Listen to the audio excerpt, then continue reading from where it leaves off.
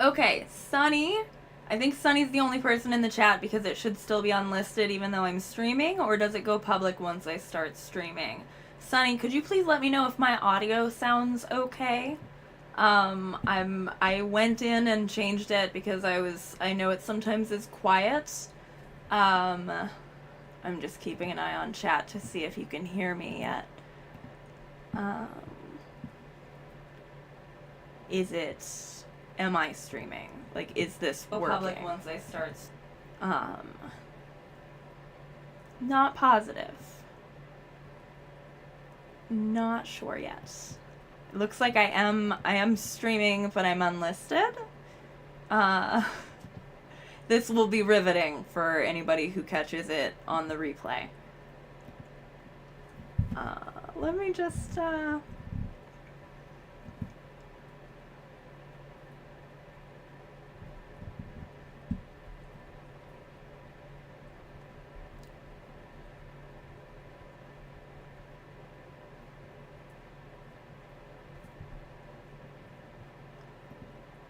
I think Sunny was sitting. I think Sunny was sat and then Sunny left. Sunny says 1 sec. Let me I gotta mute my Discord notifications. Basically just wondering if my audio sounds okay. I adjusted the audio volume for the microphone because it was down at like 16 again. But yeah. Let me see. Got here. Sounds good? No problem. No, it's okay. It's fine. Let me go ahead and I'm gonna go ahead and make this public. We'll see. Probably a few people will filter in. Did I remember to say subscribers only for the chat? That's important. Where is that? Settings? Community moderation?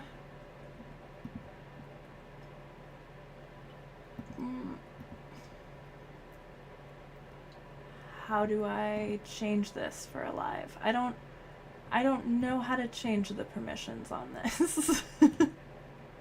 I should have done that earlier, but I forgot that was something I wanted to set. Is it in? Here it is. Here it is. Subscribers. We're gonna say that people have been here 3 weeks or longer can comment today. We'll change that at some point. But yeah, we're saying it's custom subscribers for now.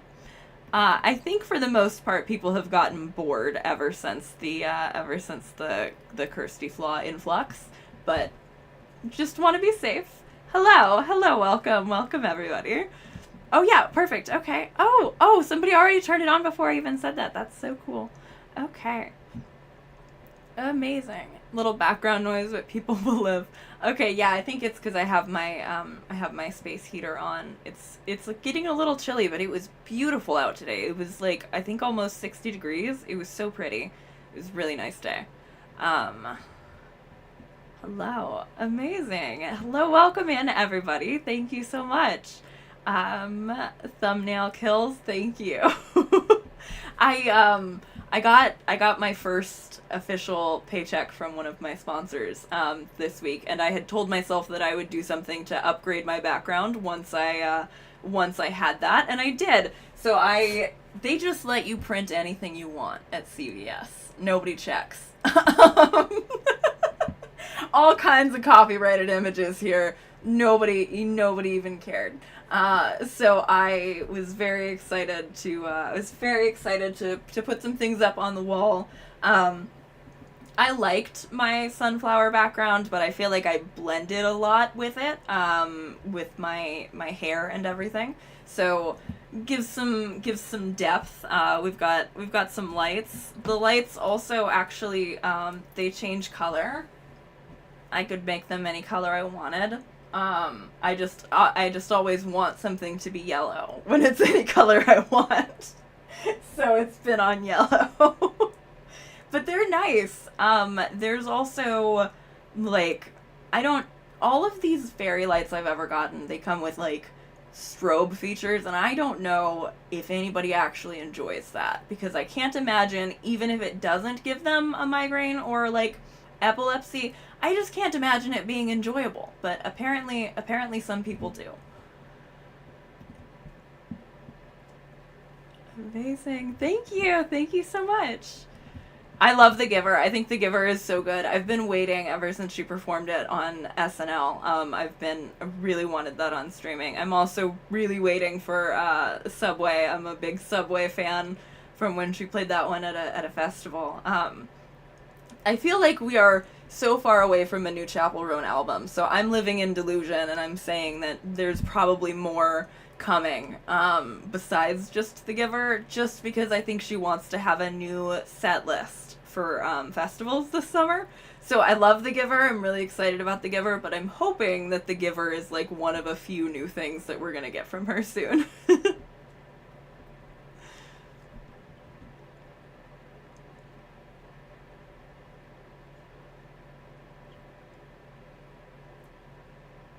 I don't get migraines or have epilepsy, but strobing lights, string lights sound unpleasant.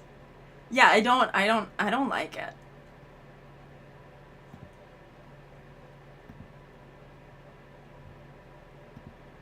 All right. I said this in the description earlier, but I don't really have like a plan for tonight. I didn't really have things that I wanted to watch together. I did have one thing. I've got a beautiful new icon for my blue sky that Sunny made for me that I get to debut tonight. I think it's really cute, and it's got my new split dye where I've got the pink.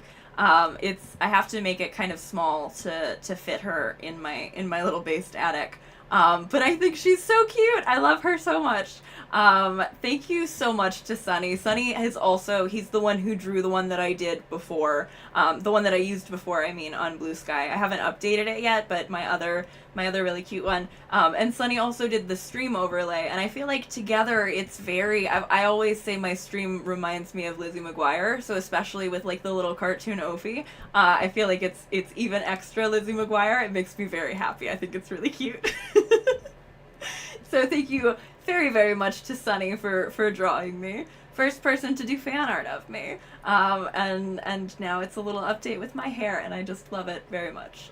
So everybody also check out Sunny's channel. Sunny also makes video essays. I love Sunny. Sunny was in my one about Twitter all the way back in November. Alright. Amazing. Thank you so much. Welcome in, everybody. EP was teased in the lyric video. I think it was an EP tease too. I think so too. I mean, I guess maybe it could have been just singles that are coming out and then there is an album, but it feels like a weird amount. Like I feel like that's an EP, and I just really want it to be an EP.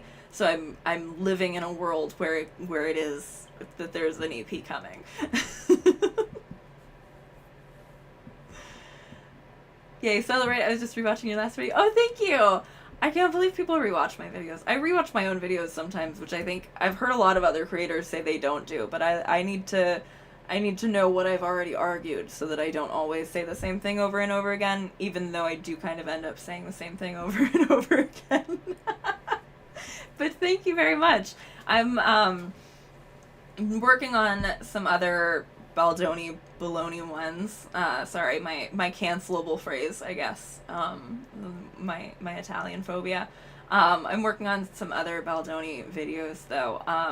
Sad Fox actually tipped me off to something, and then there's like a really great Reddit thread about it that came out today, and I was like, oh, I had just started scripting about this. But I want to talk about the marketing for Baldoni's 5 Feet Apart movie, because that seems bananas. Like, first of all, they hired a bunch of influencers to all say things and talk about how they totally understand this movie that Baldoni was making about, like, you know, immunocompromised, like, terminally ill people. And then they had these influencers who would be like, I understand 5 Feet Apart because my cousin lives in a different state. And even though we live far apart, we love each other. So you should go see 5 Feet Apart. which is wild. And they hired 6 influencers, and they were 0 for 6. They had to take all 6 down because none of them like understood the assignment. So I was looking into that, and then I saw somebody else had already done like a ton of research about how awful the marketing is. And I need to thank them for that, and point out in my video when I make it what a help that was. But I can't believe that Blake Lively got all of the heat for the irresponsible and tone-deaf marketing of It Ends With Us, when 5 Feet Apart was first and was marketed very much like along similar lines. There's even like they were saying grab your girls and your tissues for 5 Feet Apart, and now it's such a problem. They said grab your friends, bring your florals. Like, it's a setup. The whole thing is a setup. Soaking Wet Meow Meow. I do like Soaking Wet Meow Meow better. It just encapsulates them so well. Yes, that's also why I think it's funny that people are so offended by Baloney Baldoni, because it is very much just the name of my playlist. Like, I did use the Mario voice for a Justin Bologna when I was making the video, just like to be goofy and to prove my point. But like, Meow Meow is what I was calling him. So I think it's very funny that it's like, oh, she's an anti-Italian racist because she said Baloney Baldoni on her Baldoni. I think my playlist was Baldoni Baloney, as in like bologna that Baldoni has. But anyway, that, like, the Meow Meow is the one that, like, that's how I reference him. Like, we call him a Meow Meow here. But they can't find a way to make that problematic for me to say, so we need to come up with something that we can put a whole Reddit thread about and then flip out in my email and stuff. And that was apparently Baldoni Baloney. I love when people have to explain what a Meow Meow is, though, in the comments. Me too. Somebody explained for me, because there was somebody else who was very confused about why my username is Ophie Dokie, but I say Ophie YouTube videos. And it didn't even occur to me that a lot of people who watch my videos aren't, like, so much in the Tumblr humor, where, like, that's a way that you refer to a character on Tumblr. You would be like, you know, like, gay angel supernatural. So like I just like swapped, it's Cass, like Cass supernatural or whatever, and you would say supernatural like it's the character's last name, right? And so that's where like the Ophie YouTube videos comes from. Like, I like that as if that's my last name. But I understand why, if you're not familiar with that, it's like, where did YouTube videos come from? But I feel like half of the people who watch it think it's funny because they understand the joke, and then other people are like, why is she not just saying I'm Ophie Dokie? But it would feel so weird to introduce myself as Ophie Dokie and not as Ophie YouTube videos at this point.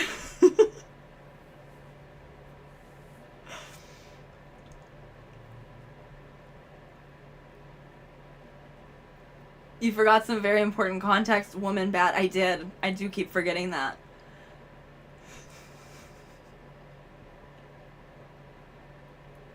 Objection, Meow Meow makes me think of cats, and this guy doesn't deserve the association. Yeah, true.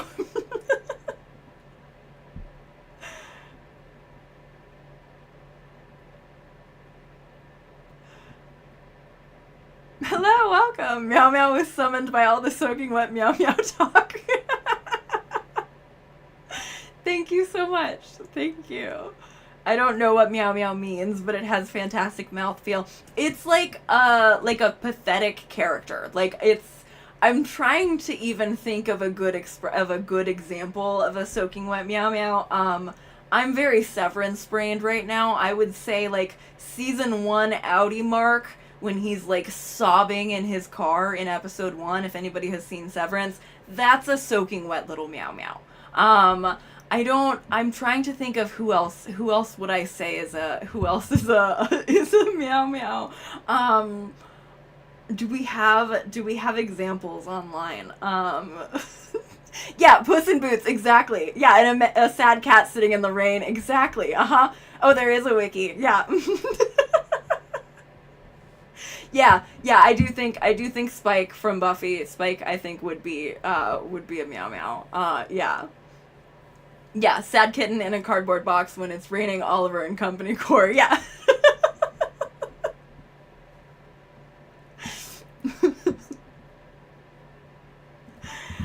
Now I'm looking up what's the poor little meow meow Wikipedia. Uh, it does just also feel really good to say. Like, I feel like as soon as I said it out loud for the first time, I was like, all right, yeah.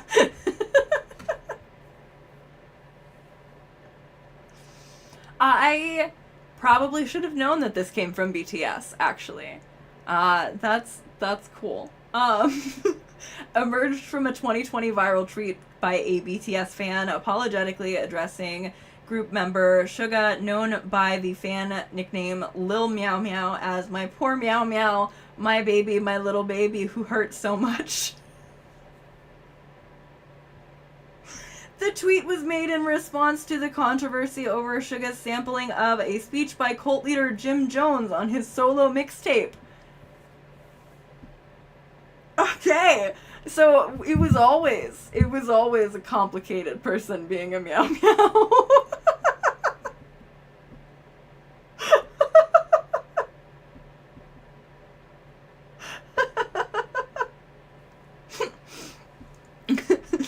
Baldoni crying in Blake's trailer of wardrobe pictures is a soaking wet. Yeah, yes, yes. His one masculine tear because she said that she respected him so much as a director. Damon from the Vampire Diaries. Yeah, I agree. I agree. That is a meow meow. A little vampire meow meow.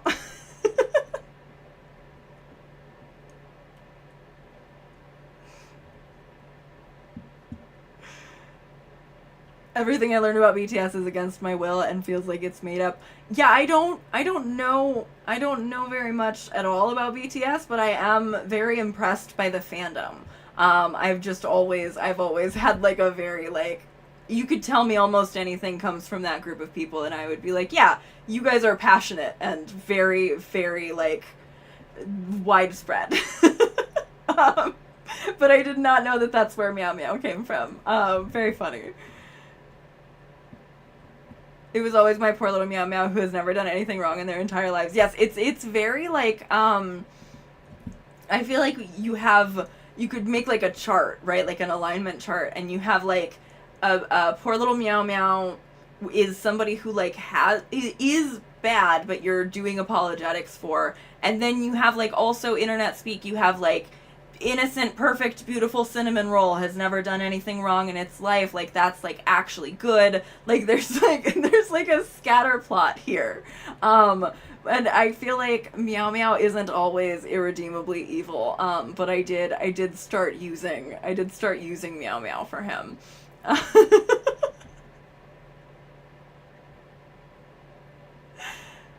I do love actual poor little Meow Meow types. Pathetic men who spill entire breakfast sandwiches down the front of their cardigans is my type. You gotta watch Severance. I know you're like waiting until you have emotional space, but you're gonna really, really resonate with Adam Scott's character.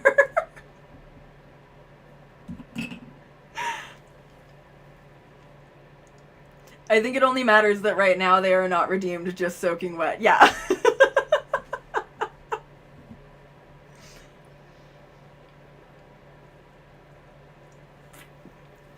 Father Paul from Midnight Mass is my little Meow Meow. Oh my god, I love Midnight Mass. I love Midnight Mass so much. That's like, I'm very into vampires. I mentioned towards the beginning of the month, I mentioned on Blue Sky about, it was like the birthday of one of my fictional characters, and then somebody was like, oh my god, I didn't know you have original characters, and I was like, oh my god, I have so many original characters. But I write a lot about vampires. My best friend and I have a lot of like very extensive vampire lore for this thing that we write that we don't publish and that we don't have any intentions of publishing, and we just pass back and forth. And Midnight Mass is one of the first like vampire media things that I've watched, and I haven't just been like sitting there being irritated about how my own personal vampires are cooler. I love those vampires. They're such fucked up little freaks. It is such a cool show. Midnight Mass is really really good. It's I think that's one of my favorites of his shows. Like if I'm being honest, I want to rank Bly Manor higher than I can, but Midnight Mass comes in and just cuts it off. I cannot rank Bly Manor higher than I rank Midnight Mass, even though Bly Manor has lesbians, because Midnight Mass is better. I think Hill House might be my favorite. I think Hill House, Midnight Mass, and then Bly Manor. And it's like, if anybody else made Bly Manor, I would probably like it more than I do. But up against what it's up against, the competition is too stiff.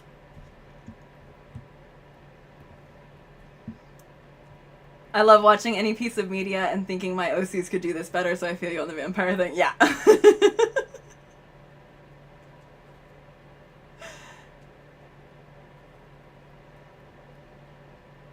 I'm very into vampires. Lesbian. I say as if my wife and I didn't meet on a vampire MMORP writing vampire characters. I love that. I love that a lot. That's so cute.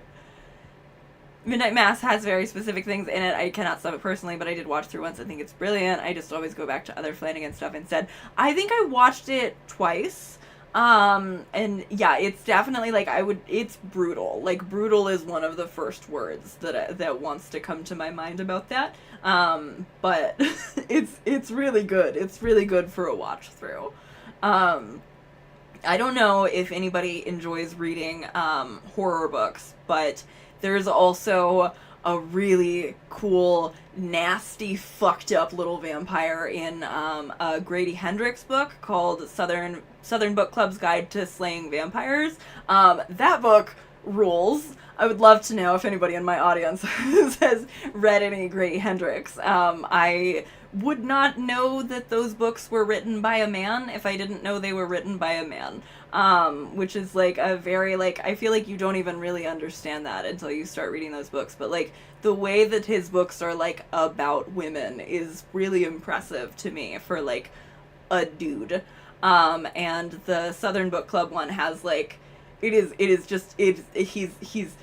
is not a sexy vampire. And it's really fun to like play with that and to have like an actual like scary, creepy, yeah, it's, I like that book. And that book is also cool because his first book was about like teenagers. I really like his first book too, My Best Friend's Exorcism. And that one is about like teenagers, and then I guess he was like, as he was thinking about the book he had already written, he's like, what are the moms doing?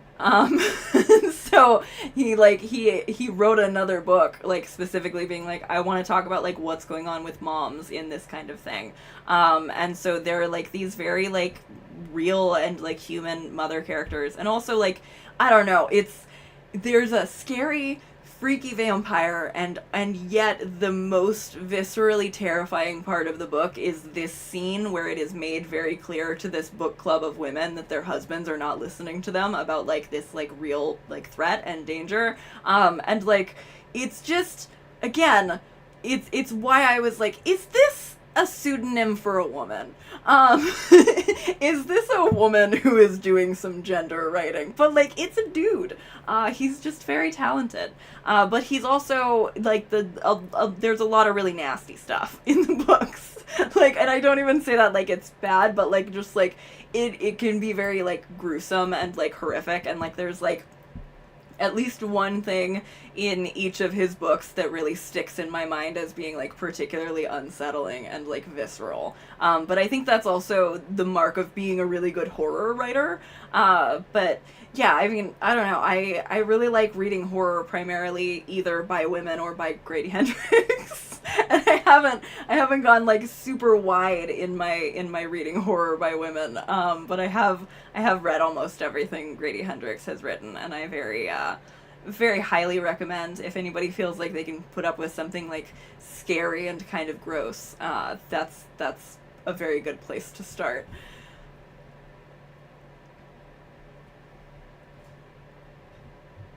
checking in real quick to say congrats. Gotta go lay down, but had to say it. Thank you so much. Thank you. I hope you feel better, or if you're just laying down because you're tired, I hope you get good rest.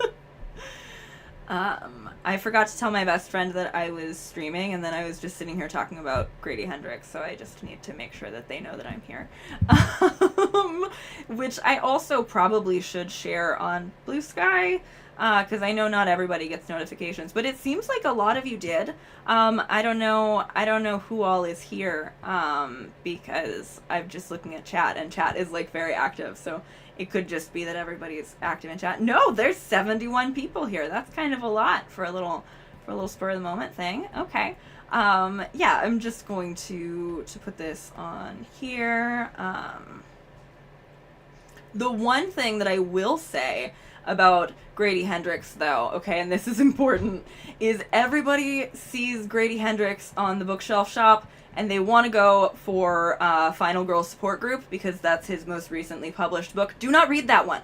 Do not start with that one. If you read all of his other books and you really, really need something, maybe, okay? But don't bother. Do not bother. The book is not as good as its premise. He does a little bit weird by the lesbian characters, and like, the thing is, the reason why I'm forgiving is that he actually wrote Final Girl Support Group first, and then he wrote the other ones later, but then publishing stuff is weird. But I have heard from so many people who have only picked up Final Girl Support Group, and they're like, I just didn't really like it. And I'm like, that is barely by the same guy. I know it's a really cool concept. The concept of a Final Girl Support Group is really cool. That's why multiple people have tried to write that book. But Grady Hendrix's version of it is not the Grady Hendrix version, like the Grady Hendrix book you should start with. You should start with My Best Friend's Exorcism or with Southern Book Club, but do not start with Final Girl. You don't even have to finish with Final Girl. You have my permission to completely skip Final Girl Support Group. I don't really think it's all that worth reading. I always forget to say that when I'm talking about Grady Hendrix, but like,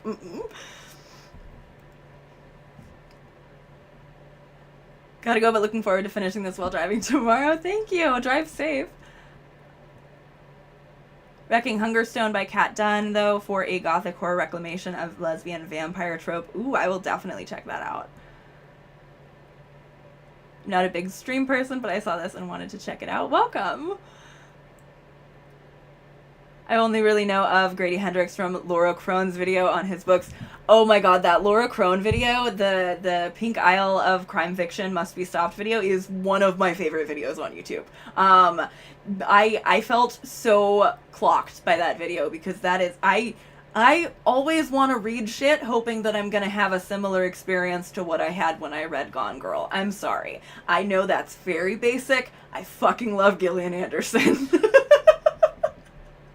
She's so good. She's so good. Gone Girl is really good. I would love to make content about, like, Gone Girl at some point. I haven't exactly cracked what my approach is. I do think, specifically for the haters, it would be very, very funny to make a video trying to pretend like I was arguing that Amy Dunn genuinely did nothing wrong. I think that would be funny.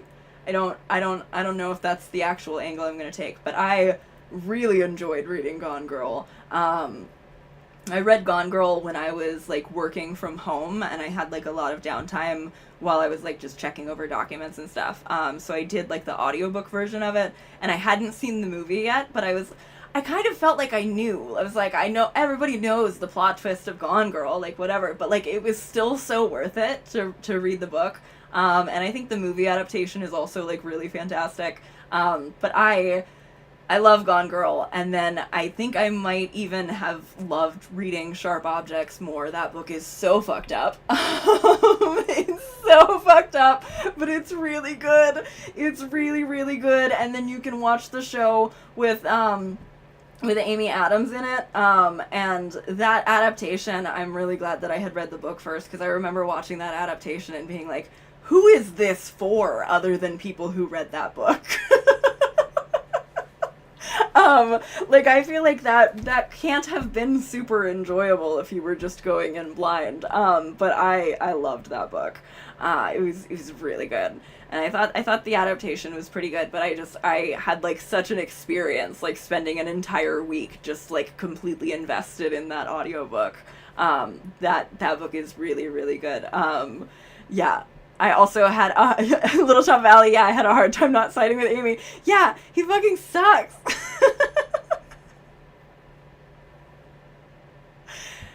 I've read it like a million times. I love it so much. I've never related to so much to a character than Camille Prager. She's so good. She is so good. That book is so good. It's like, it's so like dark and heavy, and like it's just yeah, it's really fantastic.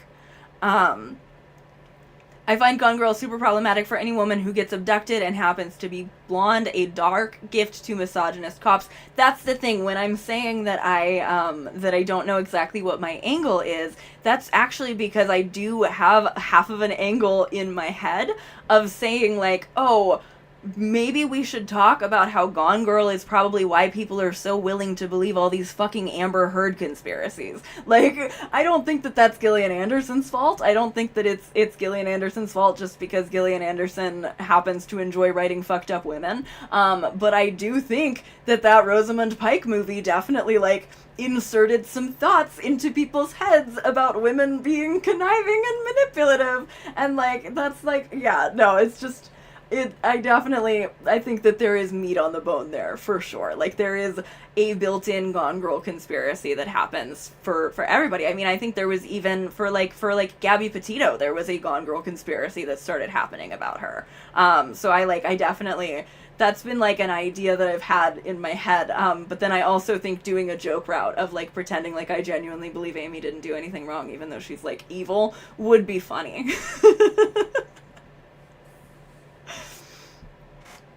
I think that would be a rad video concept. Thank you. I loved Princess Weeks' take on it when she was on the Bechtel cast. She said it works because it's cathartic for women to watch, not because we support it in real life. Exactly. Men get to watch American Psycho all the time. Like, I'm sorry. God forbid women have hobbies. Like, I don't think anybody actually genuinely thinks that Amy should have done everything that she did. But also, again, men have so many fucked up little serial killer, like, sociopath characters. When's my turn?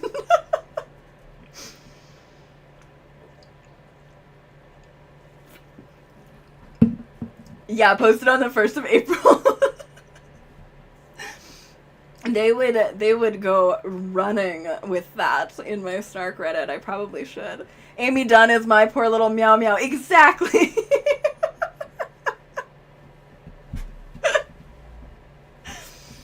Ben Affleck is a poor little meow meow. Poor little meow meow smiling at his wife's search. Yeah.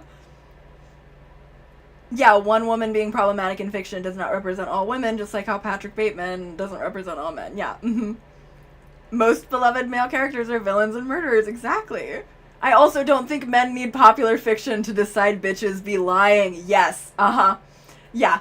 That's another thing. Like, I think that there's a conversation to be had, but I also completely agree with you that there literally always would be some other person, some other example, some other reason that you would say that somebody was lying. Like, it's not Gillian Anderson's fault, and also it shouldn't keep people from writing the kinds of books that Gillian Anderson writes. Is it...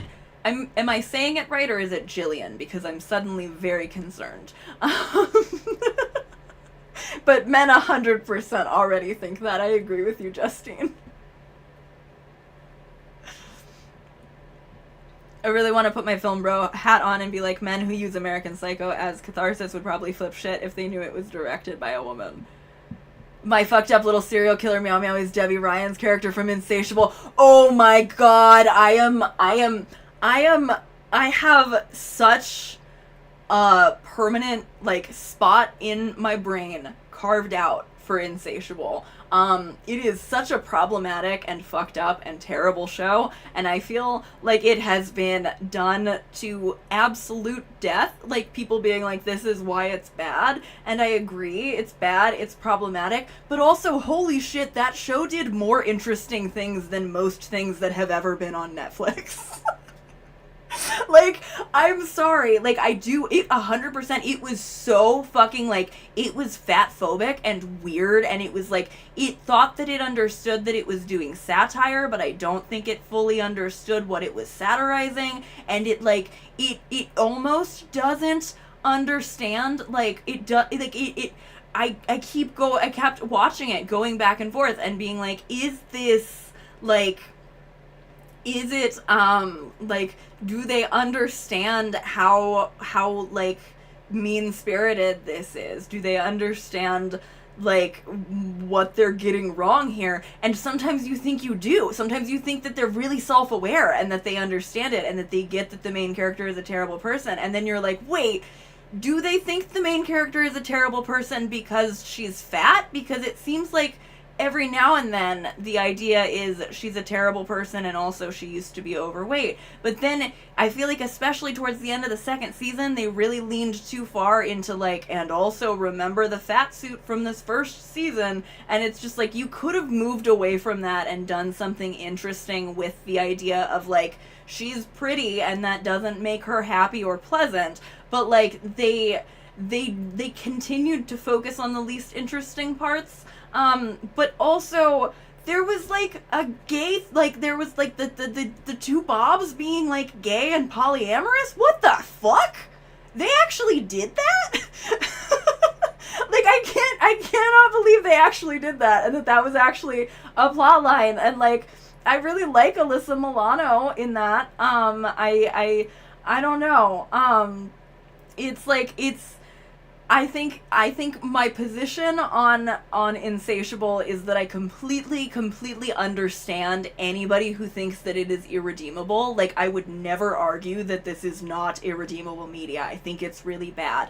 But I also think it's really fascinating, just in terms of the decisions that they decided to make.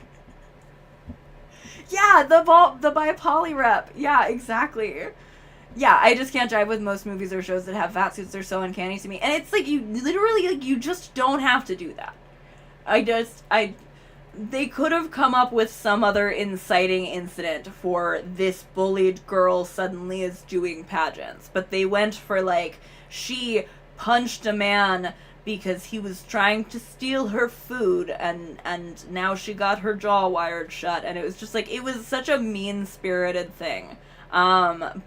But I also think that I'm glad to know that other people have been fascinated by it, because I always feel really guilty sitting there watching it. But I have watched it through twice because it's so fascinating to me. My wife wanted to watch that new Matilda movie musical for some reason, and the two fat suits were just awful. I haven't seen that. I didn't watch the Brendan Fraser movie where he was in the fat suit either, and my thing is, like, I'm not like, oh, let's cancel Brendan Fraser, but also, like, man, I wish that he had come back with pretty much any movie other than one where he had to wear a fat suit. Like, I didn't watch that movie. I wasn't interested in watching that movie. I would have loved to see Brendan Fraser in a movie. But I didn't watch that, and I didn't watch Oppenheimer, so I guess I'm shit out of luck. Just gotta go back to George of the Jungle. Yeah, they always look bad, and even if they're making them look more realistic now, that's always going to be the main focus of the actor's performance, and I just don't like it. Yeah, yeah. It's exactly, even if it's good, then you're looking at it trying to, like, find the skinny person inside of the fat suit, and it's very, like, I keep coming to the word objectifying in my head, even though it's not objectifying in terms of, like, sexualizing. It's, like, objectifying in terms of, like, turning into an object and not respecting as a person. I feel like it's very objectifying of the entire concept of, like, fatness and people who are fat.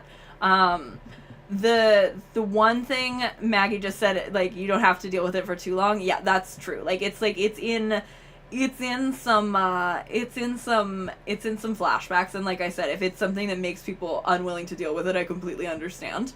But it is at least, I had just hoped that it was something that they weren't going to use as a central plot, and then they kind of did, which is like, it's just fucked. But they also had interesting ideas about almost anything else. Dehumanizing, that is the better word than objectifying. Thank you.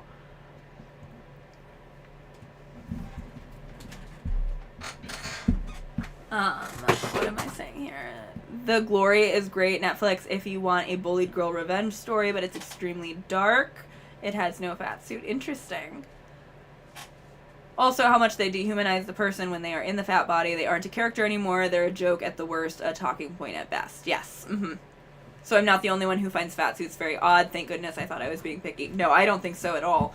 I think, sorry, one second. I just dropped the remote for my thing and I don't want to step on it later. I think there's, so I already knew that there are a lot of like conversations to be had around a lot of people having discomfort about fat suits in particular, but I think in the last few years, I would say that there has been like a noticeable decrease in like fat and body positivity talking points kind of crossing over into the mainstream. So it's not really surprising to me that it would be like a surprise and a relief to know that you're not alone in that. But you're certainly not alone in that. Like, I think that as far as I'm aware, there have been a lot of people who are like not straight sized who have written about fat suits being dehumanizing and fat phobic. And like, there are issues, of course, also of you could just cast a fat actor, but maybe you don't want to do that because you know that the joke is that they're fat, and in which case maybe you just shouldn't write your characters that way. But I think I've been talking a lot in kind of like DMs the other days, the last few days, about like there's been a lot of like conservative cultural creep, right? And that's part of why I'm always pointing out, like, if your position about the Blake Lively thing is women be lying, that you're being conservative. I think that especially around like fat and body positivity, there's also been a lot of conservative creep, a lot of painting as if like it's just kind of like a silly fringe side move thing. And I think that that's a mistake. That's, I think, something that I know that I want to be better at. I want to be better at like including that kind of thing in my conversations. But I will say, Aubrey Gordon, your fat friend Aubrey Gordon, if you listen to somebody, you should definitely listen to Aubrey Gordon. And she also has a podcast with Michael Hobbs. They have a podcast called Maintenance Phase, which is very, very good. I don't know, that's kind of like a tangent, and I know chat has been rolling and I haven't had a chance to catch up yet because I've been babbling. But I do think that like body positivity and like health at every size and stuff are things that are really important to me, and that I've only just kind of been noticing that I haven't been hearing about a lot lately.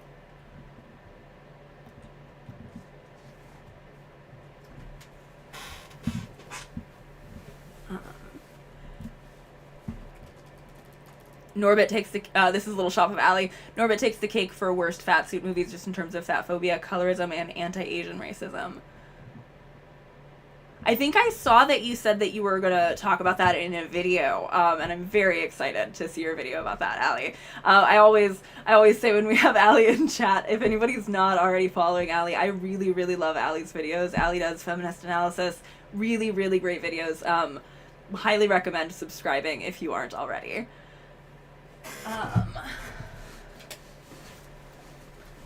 I love Maintenance Phase. Me too.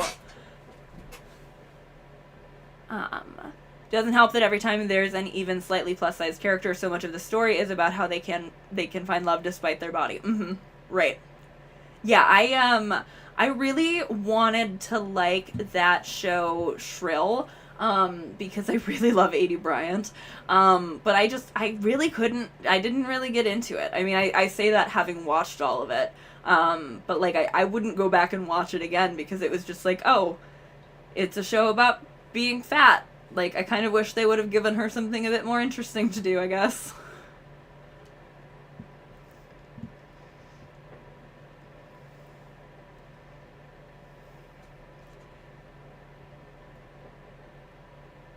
Love Aubrey. I quote her all the time. I love her so much. She's so great. I'm gonna have to check out that podcast. Yeah, absolutely do. I love all of Michael Hobbs's podcasts. I used to listen to You're Wrong About, I think, a little bit more often when he was on it. But I kind of fall off of all the podcasts I listen to, and then I just jump back in. But I really like Maintenance Phase, and then If Books Could Kill is also really fun, but it's like not related to the whole like body positivity thing.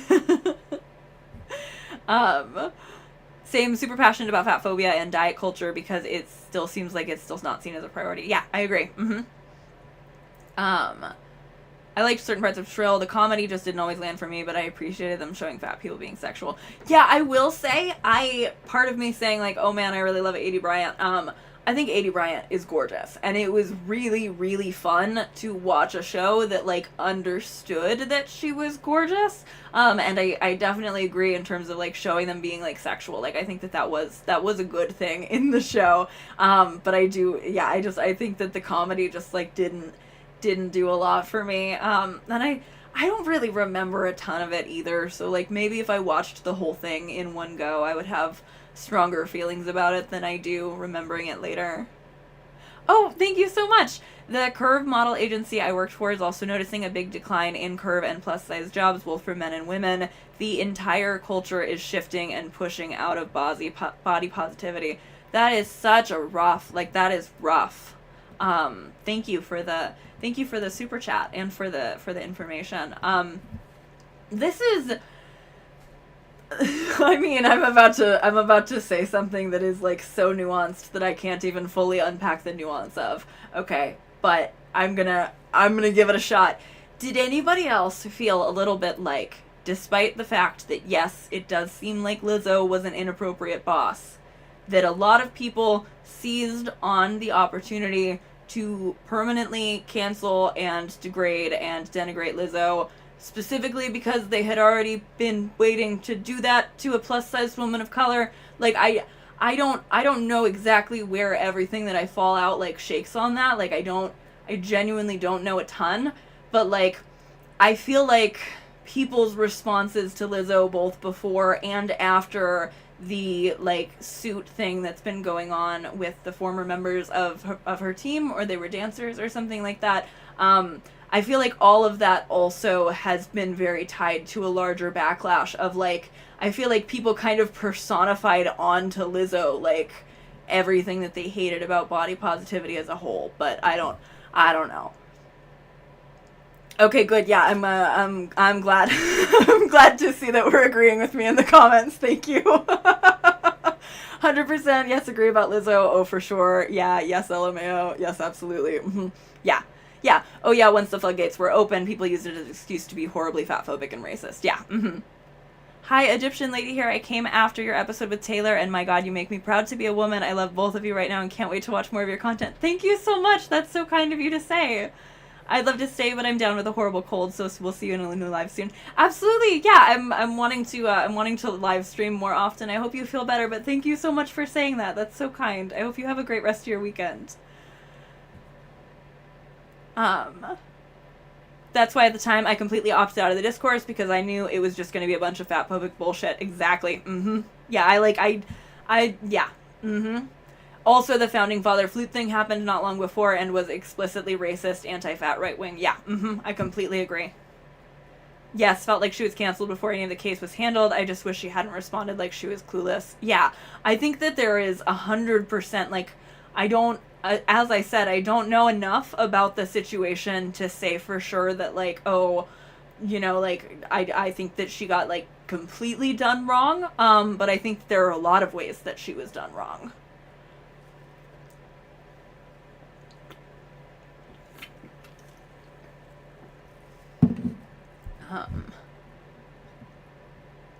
We've been watching a lot of streaming with ads right now, and there's so many weight loss ad meds, like one or two, or even two every ad break. That's awful. Also, I don't think a lot of creators know about this, because I certainly didn't know about it until somebody told me.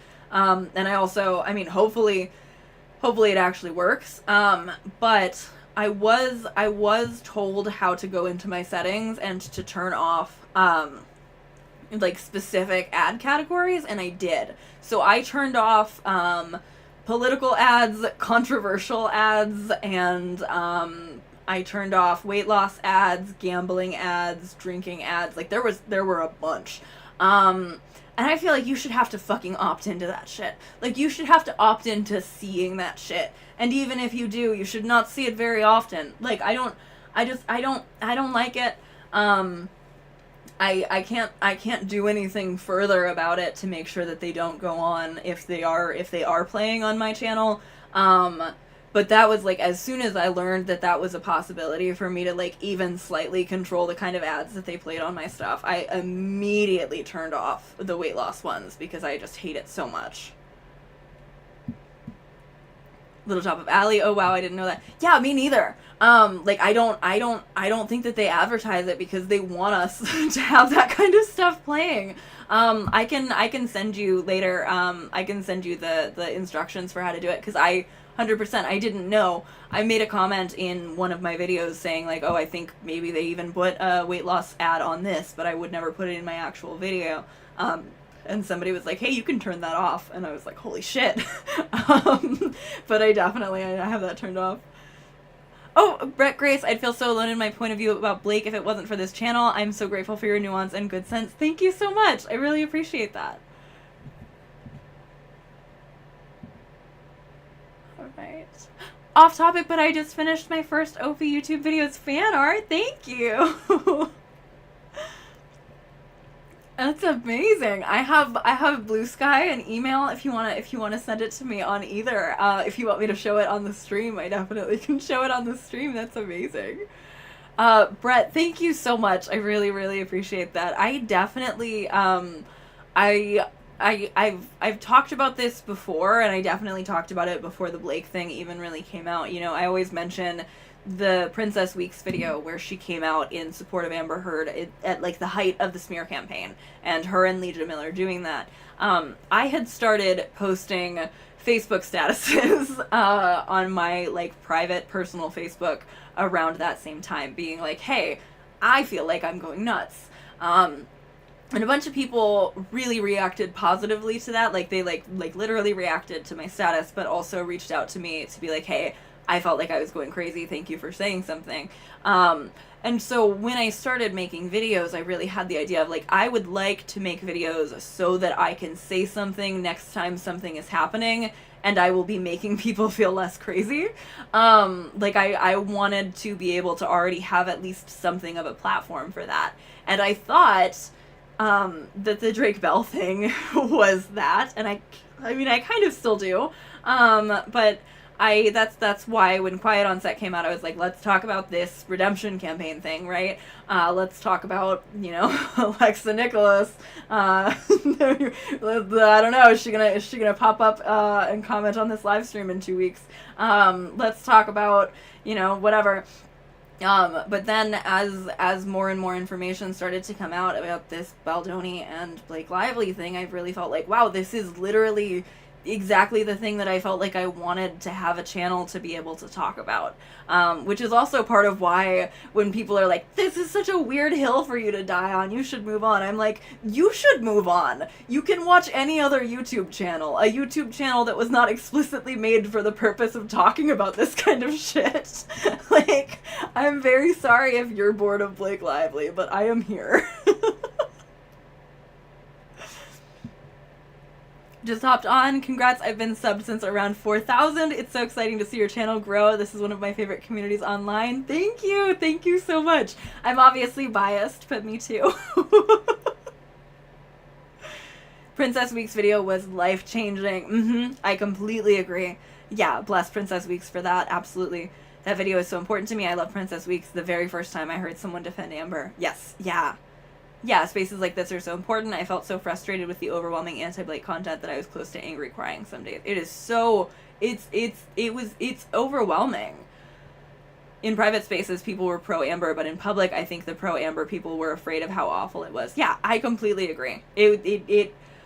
And that's the thing too, is a lot of the people who reached out to me to say, hey, thank you so much for saying something, they were doing that in private. They weren't commenting on my post. They would like it. But the people who are posting anti-Amber shit, they're hyping each other up and propping each other up and saying, this is amazing, you're so right, she totally did do cocaine on the stand or whatever. And so, like, they're all feeding each other in public. And so having Princess Weeks be, like, so brave and so willing to be like, no, I am going to put my face in this discourse right now and I'm going to tell you exactly what I see and what this is, that was amazing. I have so much respect for her for that.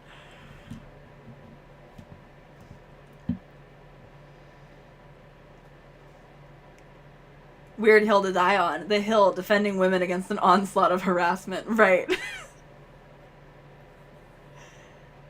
But remember, we're all only defending women because they're women. We never criticize women here. Proud to say I have never bought merch to signal I am part of a hate campaign.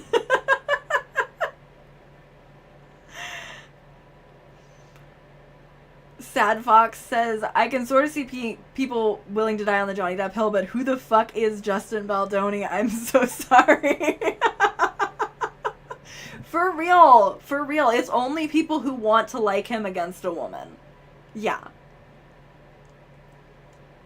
Maggie, truly can't explain how important people like you, Princess Weeks, and Medusa are. Thank you so much. That is really, genuinely, really incredible company to be put in. That means a lot to me.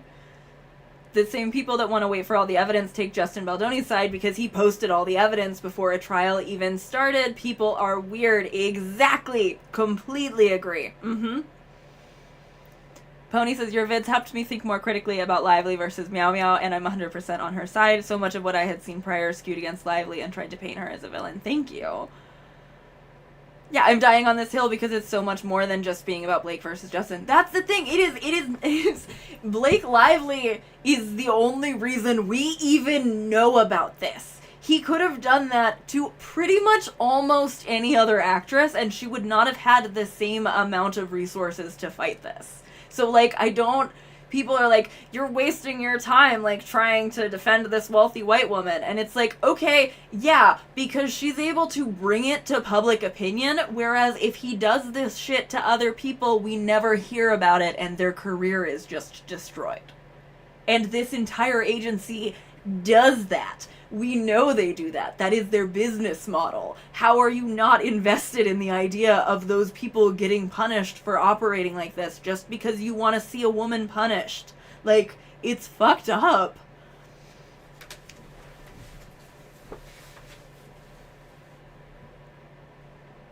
I'd just be embarrassed wearing a Justice for Justin shirt because, again, who the fuck is Justin? Yes. During the Amber Heard trial, I wrote on my blog that before there were many people hating Depp, and now everyone who was on Amber Heard's side is silent and at best say they think both are bad, and it frustrated me. I saw in the summer, when I was still on Twitter, I did see, like, a handful of people who were in Amber Heard Twitter, like, start to defend Blake, and then they saw, like, the list of sins, and they were like, well, actually, I don't care anymore. Y'all can do this your own. I'm out. And, like, I kind of get it. Like, I mean, I used to play more into, like, and trust me, I don't even like her because I didn't, and then now I do have respect for her for what she's done and the way that she's bringing things forward. But, like, I feel like, yeah, I mean, there's also a difference, I guess, because the trial hasn't even actually started yet, so maybe we'll see if there's, like, a difference, but it does feel like there is less ardent Blake Lively supporters than there were Amber Heard supporters. And I mean, I also think what Amber went through is worse at this point, but I also think what Blake Lively is going through is really fucking bad, and that, like, I personally have the capacity to give a shit about both of those women.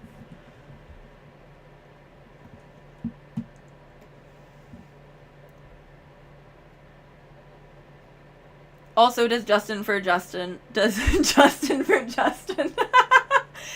Justice for Justin shirts even help by Donny? Why buy merch from the commentator and not from the guy you want to defend? Right.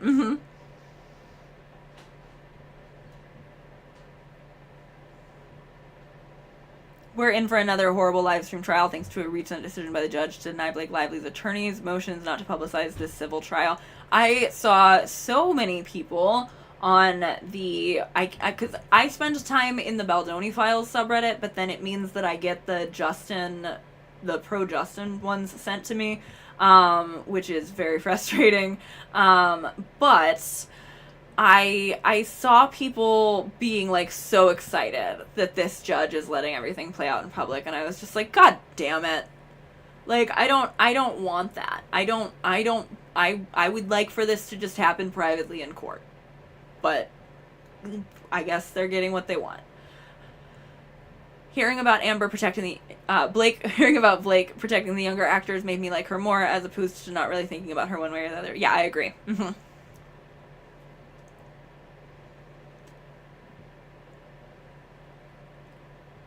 I don't know if I can survive another live trial like that, God. And then every single day, every day, I'm gonna have people rolling into my comment section as if I don't always just upload the once a week and be like, wow, you're being very silent since Justin said something new today, aren't you? Doesn't that make you a paid liar? I don't know what that voice was. It just kind of started happening while I was talking, so I kept going. Hi,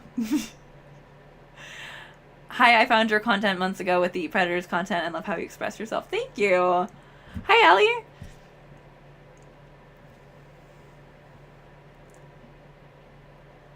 What do we have here?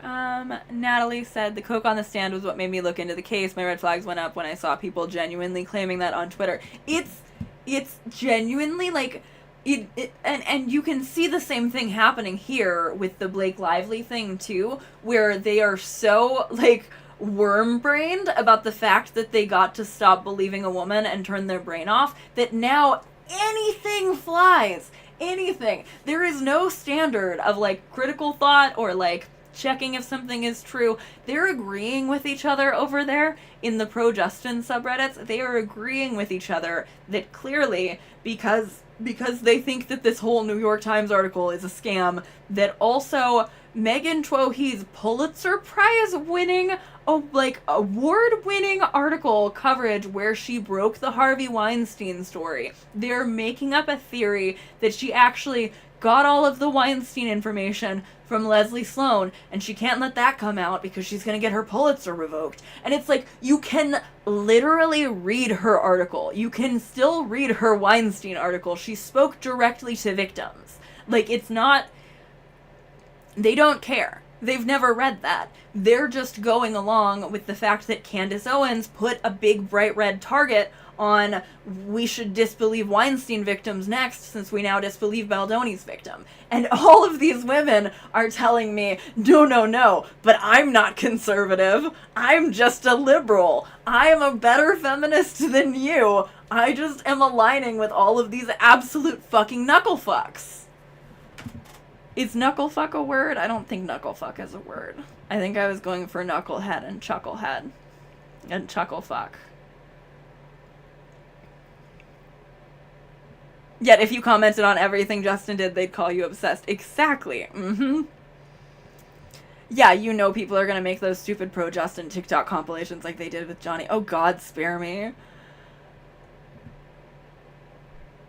Posted the fan art on Blue Sky. Oh, thank you. I'm gonna check. Oh my God, it's so cute. I love it. Let me, I will send it to myself on, this is so gorgeous. Thank you so much. I'm gonna send it to myself so that I can put it on screen, but this is beautiful. Just gonna pull it up here.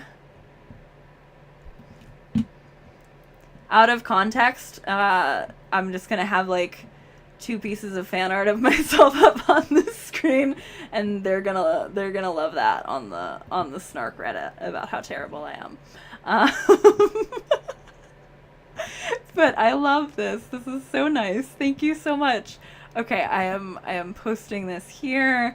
Look at that. Look at that. That's me. That's so cute. I love this so much. This looks like me. This is so good.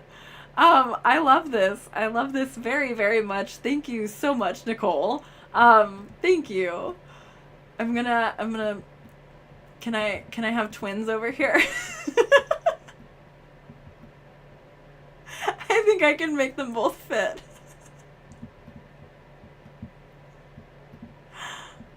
Oh my god! I love it. This is so cute.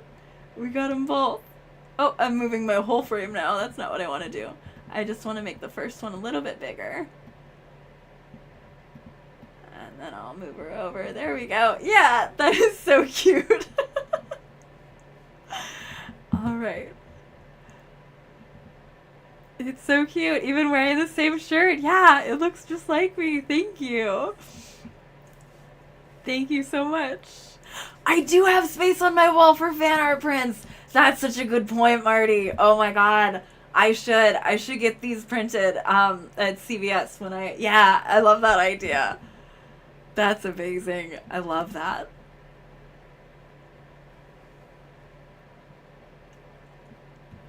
Amazing.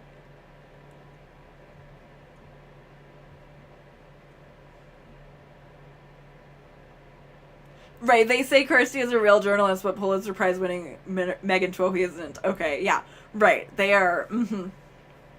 They don't know, and they don't give a shit. And also, okay, so we can't.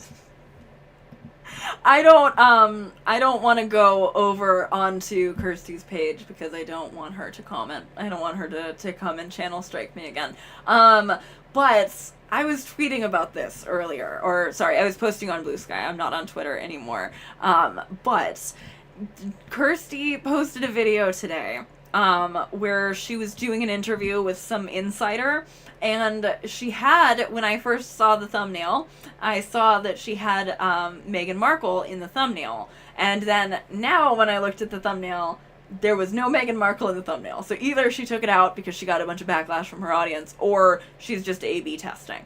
But either way, she had somebody on. She had like a guest. And I guess the guest spoke positively about Meghan Markle, and holy shit, Kirsty is getting eaten the fuck up in her comments. She had to pin a comment and be like, don't worry guys, I don't support Meghan Markle. I was just letting my audience, I was just letting my guest speak her mind because I like hearing opposing opinions. And like replying to people who are telling her about like how awful Meghan Markle is and being like, no, I agree, I side with you. And it's like, girl, I can't tell if she like, because I didn't watch the video, but like it is absolutely wild to me because I can't tell if she didn't realize that her audience also was going to be incredibly like anti Meghan Markle, because like that's who you herded, like that is it. But what did you think would happen? And then now to have to like apologize and be like, don't worry, I don't like her either. Yeah, don't worry guys, I'm racist just like you.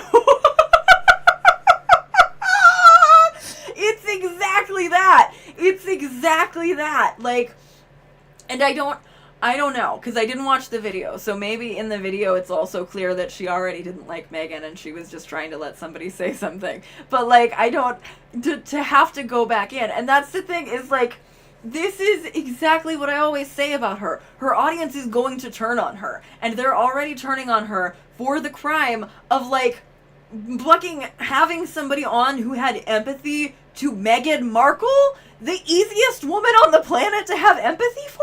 Like, she hasn't done anything wrong. Like, I do not understand.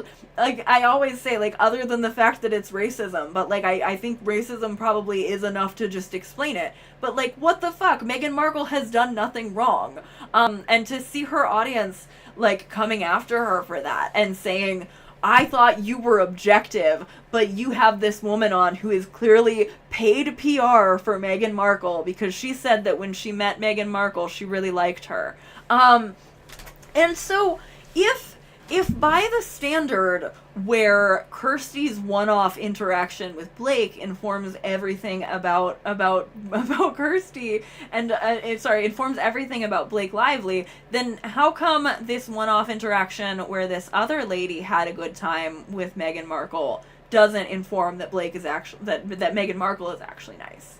And if you read the comments are being so mean to this other YouTuber that Kirsty had on there, being like, she laughs too much, she's really annoying, she's a PR plant, blah blah blah. Like, it is wild.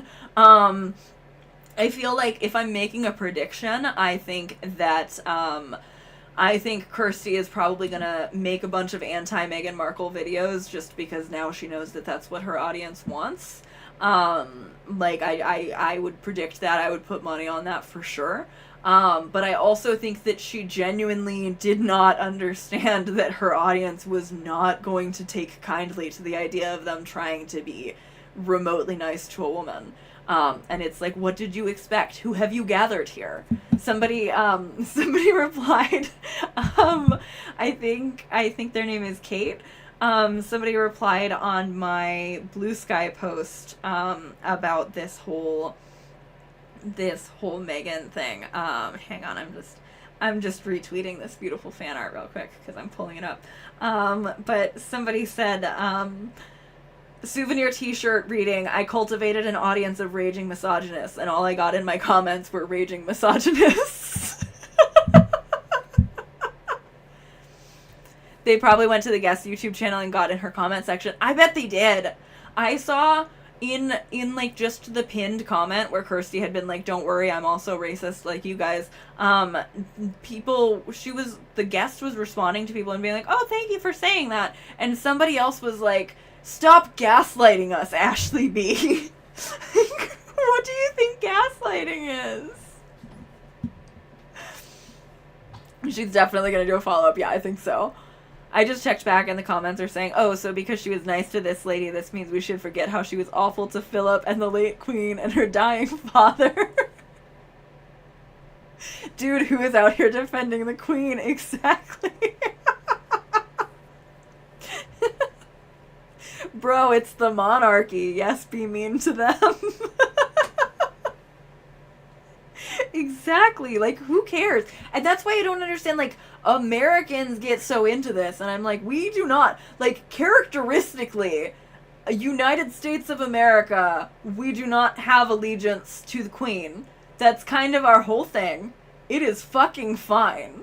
Like, I don't give a shit what Meghan Markle did to her Royal Highness. I don't care.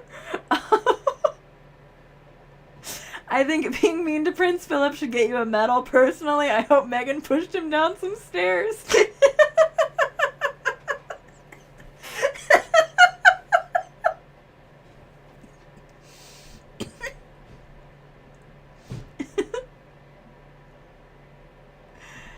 Your channel is just going to continue to grow, and I'm just so happy to have been here from the beginning. Just seeing you and hearing your thoughts comforts me. Thank you so much. Thank you. Marcy says 14,000. You earned every sub. Amazing work, Ophi. Love you. Thank you so much. I love you too. Literally fought a whole war about it. Exactly. If you told me Meghan ripped Philip's spiderweb tendrils of hair off his racist head and shoved them in his mouth, I'd say crown her right then. Exactly. Exactly. It's the thing I keep coming back to with Blake Lively, where I'm like, there's nothing that she could have done on the set of that movie that would have changed how I feel. Like, Meghan could have done anything she wanted in Buckingham Palace, and I wouldn't give a fucking ham palace. Like, I don't care. It's fine. I am not allegiant to the British. Were people really crying over the Queen's death? That's wild. I don't get it. People were upset though. I actually, okay, so I had the snark Reddit for Adam McIntyre pop up in my, like, Reddit feed recently.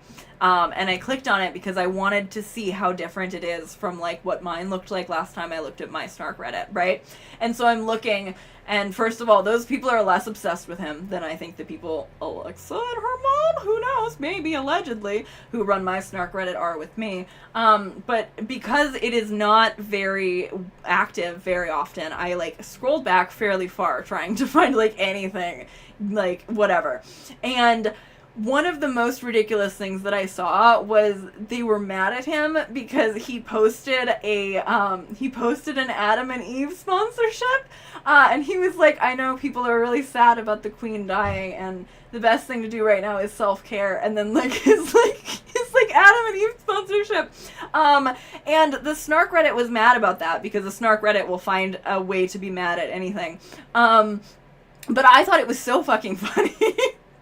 I thought that the concept of anybody being offended by somebody joking at the concept of, like, hey, you're mad about the Queen dying, you're sad, you should buy a vibrator, like, I can't believe anybody would be offended by that because I think it's so funny. But again, like, that's just the whole point of a Snark Reddit, is they find something to pretend like is harmful.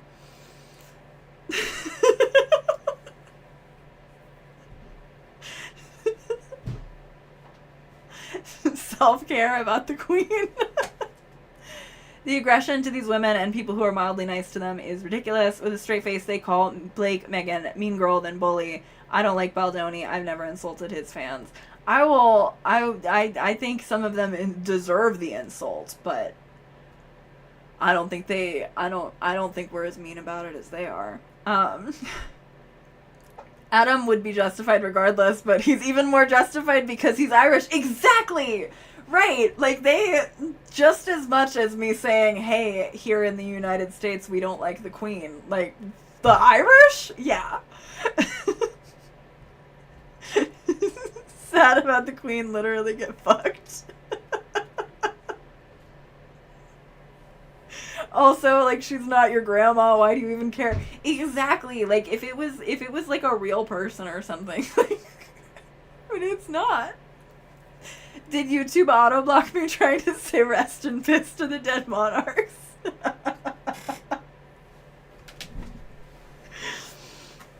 Do y'all think a royal's womb is nicer than the plebes, or is about the same? I feel like it's pretty standard. But I don't know. It was a great day for many Twitters. Irish Twitter was popping. I'm glad you enjoy making me laugh, because I was a little nervous before I hopped on. I was like, is it still going to be fun if we're just interacting with chat all night and not actually doing anything? But this is extremely fun for me. So I'm very glad that it's fun for you all too. As a Brit, I was upset when the Queen died because I have a heavy box of spare change I now have to take to the bank. Did you have to change it? Like, does it not still, I mean, I guess, is it not still circulating with her on it? Like, I guess they're putting it on, I don't know. Oh my god, it did say Womb World! My brain protected me. I, like, blocked that out. I was just like, okay, yeah, we're talking about royalty womb. The original message was, do y'all think a royal's womb world is nicer than the plebes, or is about the same? Which I think is way funnier.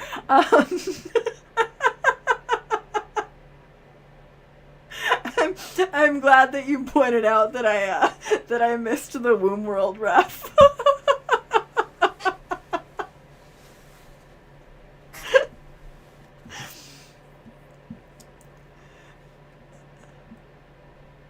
All the cocaine and Adderall in the royal womb world is probably really nice. It's still legal for now, but eventually it stops being legal. Interesting. Well, I'm glad it still works for now, at least. I love shitposting with everyone. I told my fiance that this is girly gay time for me. I just am so amused by the idea of having strong feelings about the Queen's death that require a vibrating toy to express.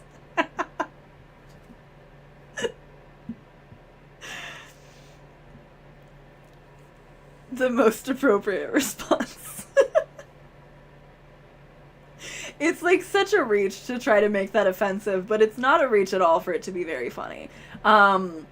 I feel similarly, I know I said this in my swoop video, but I feel similarly about, like, okay, sure, in the context of Colleen Hoover, not Colleen Hoover, Colleen Ballinger making that joke, the whole, like, coming out as a Meghan Trainor fan thing wasn't super funny.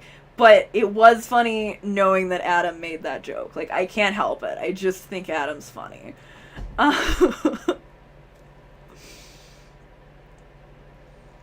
Until they changed the signs, the size of some coins, we used to use old money coins, shillings, etc. in place of the decimal coins. Interesting. I think just chatting is actually a very appropriate category for someone who does conversational commentary. Thank you. When I was like first trying to get into streaming, I was very unsure like how it would work or whether or not it would be like fun for me, but also like fun for other people. But I think it's fun. And I think that I would think it was fun if I watched myself, but not if I I would think it was fun if I watched myself but didn't know myself, to be like getting to see somebody who's like normally somewhat scripted be less scripted. So I'm glad that the streams are fun. We got Womb Lands, we got Womb World, so many wombs, so little time. Hello, Fisher friends, welcome. Hey, Ovi, congrats on the accomplishment of this sub milestone. Thank you so much. Womb World sounds like the least fun theme park ever. Also, I think Colleen at one point made a whole video where she clickbaited coming out, and that was not an Adam idea. Yes, you're right. She definitely did. Yeah. She was like, here's how I told my parents that I'm totally straight. Ha ha ha ha. Which was not great.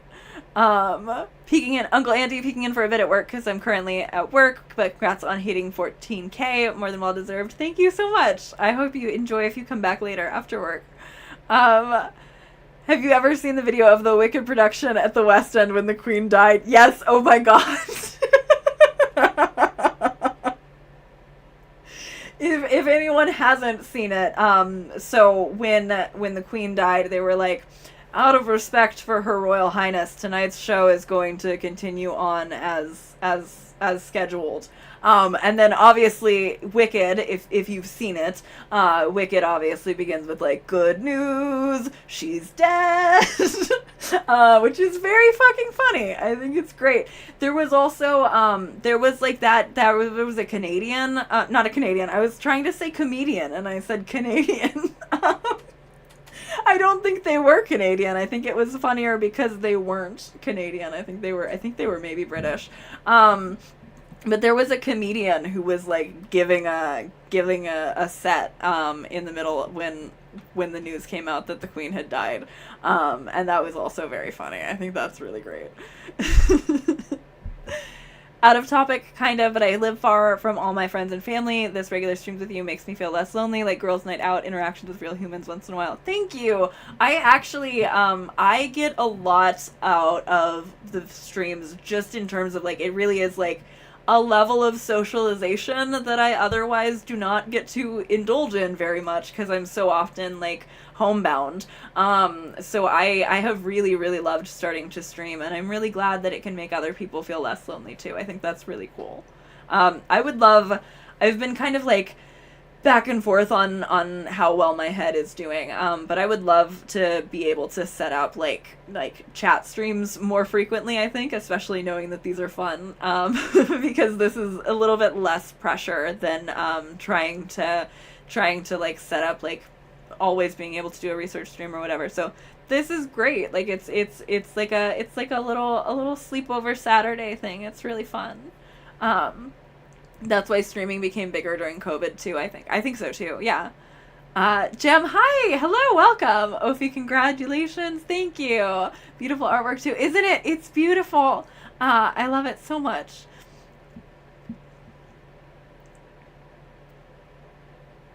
Good news, not sure if you covered, the New York Times suit will very likely be dismissed soon. I have not yet. That is good news. I know that there's been some recent decisions from the judge. I know that we were saying earlier that it sounds like the judge is going to let things be streamed and stuff, which is gonna suck. But I would really love it if the New York Times suit was dropped. So that means that it would just be Blake and Baldoni like against each other, and they swamp everything together, or what? I don't know about anyone else, but I've been a bot the whole time. Me too. You know, they think I'm they think I'm a paid plant from Beldonian from Lively. I mean, watercolor kit. Hi, congrats, Ophi. Thank you. Lively got a modified protective order. That is also very good news. I like, as soon as I saw like a bunch of headlines, not headlines, a bunch of thumbnails on YouTube, like the fucking second that that the court was like out, everybody was like, big win for Justin. So I haven't actually looked into parsing what actually happened, but I was hoping that they were just coping when they were saying that it was a huge win for Justin. And the PR people against each other, which is my favorite part of this. Yes, yeah, that's true. That's right. We do also have that. Seeing streams has been really fun as a disabled person who can't leave the house often. It helps with filling the community-shaped hole. I completely agree. Yeah, paid plant from big feminism. Oh yeah, the new protective order was very close to Lively's requested order. Honestly, really happy for her. That's great. That's great. Lively owns Aura and is paying Ophi through them to spread the word. I did reach out to Mint Mobile. I'm waiting to hear back, because I think that the way that people's fucking brains would break if I had a sponsorship for Mint Mobile in one of those would be so extremely funny. Fisher Friends says, you say cope, I say outright bald-faced lying. Yeah, that too.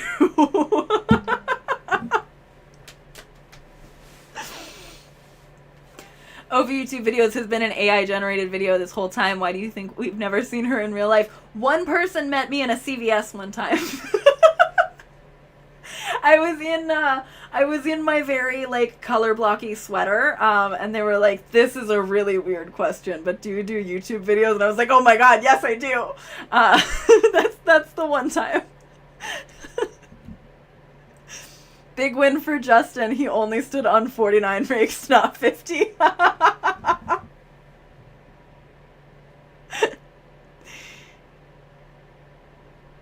We're the very best bots money can't buy.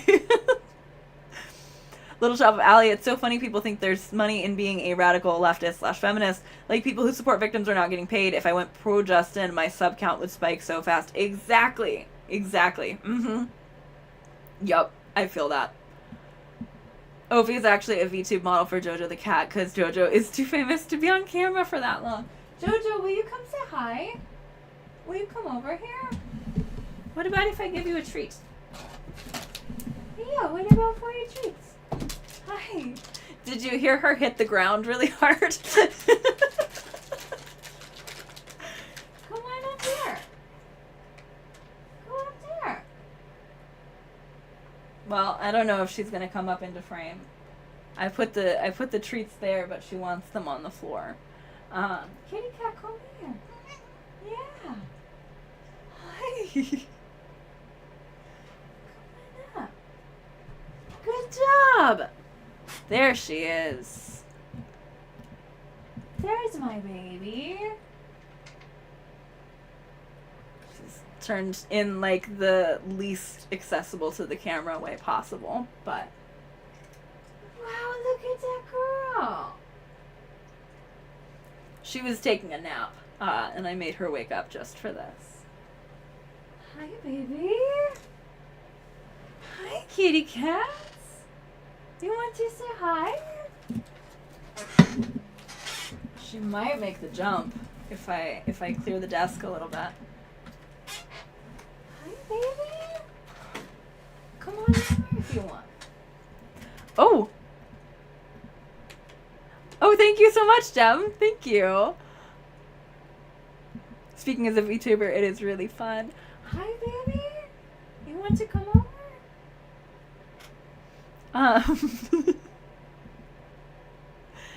Yeah, Blake, yeah, he Ryan Reynolds does not still own, Mint Mobile. I'm not sure how much he, like, actually owned it, but he did, like, a big like he sold it a while ago and is just the spokesperson. But I just think it would be really funny because people would think that that means that I was also told what to say in the video, which is like not how that works. They watched my video before I upload it, but I have extreme freedom other than when I'm saying thank you to my friends for sponsoring this video. I think it would be funny. Is that garlic hanging from your shelf for the vampires? It's actually a stuffed pig, but people have asked me before if it's garlic. Hi! Oh my goodness! It's a Webkinz pig. I used to collect pig-themed things when I was a child. My brother actually... why am I so backwards? I get so confused looking at myself and then it's mirrored. But I have one of my tattoos is a pig. My brother actually gave me this tattoo and my Jenny Holzer it is in your self-interest to find a way to be very tender tattoo. He gave me both of those at his house with a tattoo gun, which is not excellent practice, but I'm pleased with those tattoos. Oh, thank you so much. Congratulations, well deserved. Looking forward to Lacey Green Part 2. Thank you so much. I'm really hoping to start the research streams for that one soon. Hi, Jojo. She came over here. She had to get on the floor and then jump up via my lap. She didn't feel brave enough to do it through. Hi, Jojo. Yeah. Yeah, this one you can kind of now she's in my way for me to show you. You can really see that this one is like a janky homemade tat. Like it's some of the letters are really blown out. Hi. What do you think? But I love it. It's just supposed to be like the standard text, and it's kind of janky, but I like that it looks like that more than I would have liked it if it looked standard. Like, it reminds me more that I that I got it from my brother. And yeah, I mean, that's why I have the stuffed pig, though, because my brother is like 9 years older than me or something, so he had a job while I was still pretty little, and he used to spend his money from getting like paid for work to buy me stuffed pigs and stuff, and it took me quite a while to get the Webkinz one back from my parents after I had like run away, kind of been kicked out, whatever, and I eventually got the Webkinz pig back, but I got the tattoo from him sooner than I got my my Webkinz pig back. I also very badly want more tattoos. Hi, Ovi, can't say but one, congrats on all the success you've been seeing lately. You deserve it. Thank you. And two, check out Hazel the Heretic. They made a video on Alexa Nicholas and Jake Doolittle. I thought it was cool and quite nuanced and thought of you. Thank you. Somebody else suggested that to me, and I haven't watched it yet, but I'm very excited to see it. Justine, have fun making dinner. It was very fun to hang out. Why did my dumbass think you were going to say he was 9 years old, and I gasped at the prospect of him tattooing you? No, we were in our 20s and 30s when he gave me those when I went to go visit. Hi, Jojo. You are so sweet. Oh, Ophi, I love the tattoo. I have one that says I believe in magic because of Amelia Fart, the YouTuber. That's like a whole... Oh, Jojo is so in my way I cannot read what that says. Jojo, hi. And I got the same tat of her because I found her videos very moving. That's very cool. Are you thinking of getting a full sleeve someday? I have kind of like spotty coverage on both of my arms. So like this one, my best friend Kate drew, which is lots of different botanicals. Jojo, this is not the best time for you to be in my way, honey. You can't. Why? She wants the lipstick. She wants the plastic from around my new lipstick so bad. Oh, have a good night. Oh, thank you so much.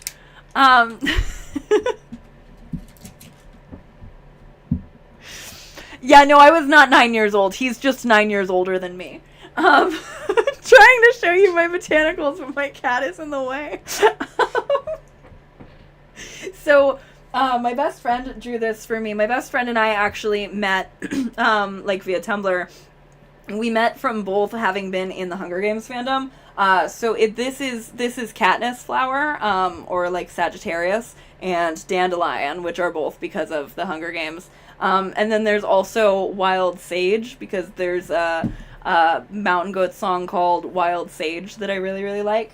And there are violets down at the bottom for Sappho, who described her lover as being wreathed in violets. And so this one, like I said, my best friend drew this, and I would love, if my best friend draws me more, I would love to get more tattoos on this arm, around my Jenny Holzer tattoo.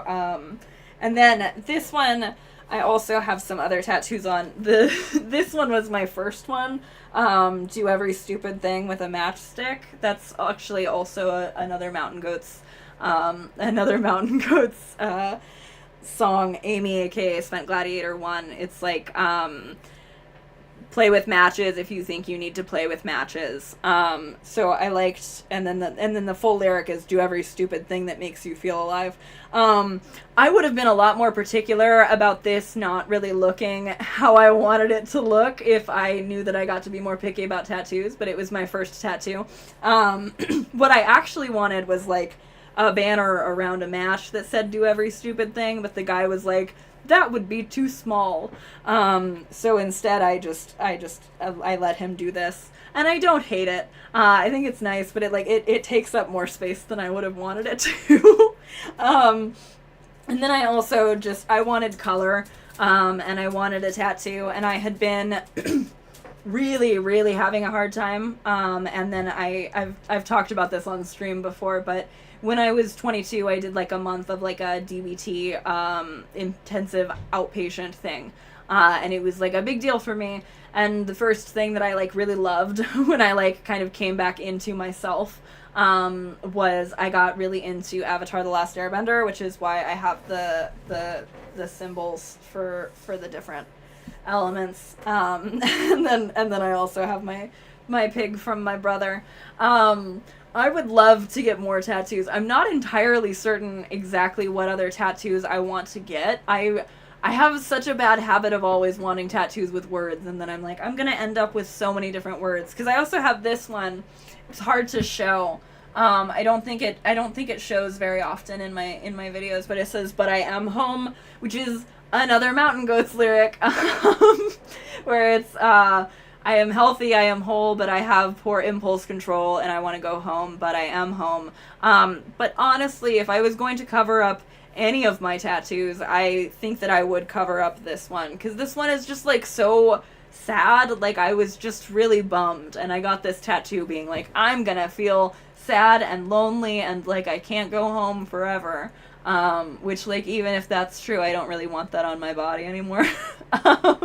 So at some point, I would love to change this one on my forearm. Also, it's just a waste of good space. But I do still love that song. I love the Mountain Goats. I definitely have first tattoo not getting quite what I wanted almost 20 years ago. Yeah, for sure. Mm-hmm. Maggie, I'm rereading The Hunger Games right now. That's so damn cool. Oh, amazing! I still haven't read Songbirds and Snakes because I just am not interested in President Snow, but I am so interested in Hey Mitch. And I'm very, very excited to read the new book that's going to come out that's about Hey Mitch. I'm so excited. I think that one's actually going to be really good. I really like Suzanne Collins. I was very into the Hunger Games as like a teenager, and then up until like I think up until maybe 2020. Yeah, 2020 actually, for sure. Because I used to write fan fiction. Not like a huge revelation, I don't think. I think that's a pretty easy thing to guess about me. I used to write fan fiction, and somebody sent me, while I was working at a fucking retirement home hospice at the beginning of the pandemic. I'm working at the hospice. People are literally dying. And I was like toying with the idea of turning one of my modern AU fan fictions into like original fiction. And I posted about that, and I was like, I'm probably not going to keep posting like updates of this as fan fiction because I want to turn this into original fiction. And somebody sends me a message, and they were like, I just want you to know that this month, February 2020, the worst thing that happened to me was I learned that you were going to turn Double Shot into original fiction and not keep writing it as fan fiction. And it made me so mad. And I had already been like very much on my way out because I love fan fiction, but the Hunger Games fandom in specific is not an amazing place to hang out. So I got really mad because again, like I was working in a hospice. People were dying. And this person was like, this is the worst thing that happened to me, that you're not going to keep putting this fan fiction I'm enjoying up for free. So I deleted everything. I deleted like a literal decade worth of fan fiction. And on the one hand, it was such an overreaction, but on the other hand, like, I probably wouldn't have really moved on from, like, making fan fiction and spending the majority of my energy on fan fiction if I had not done that. Like, I needed to fucking burn my boats. But I do feel a little bit bad for everybody who really liked my fan fiction that is now nuked because that woman or whoever it was, sent me a message and told me that it was the worst thing that was happening to her at the beginning of COVID. But I was just like, nuh-uh, nope, not me.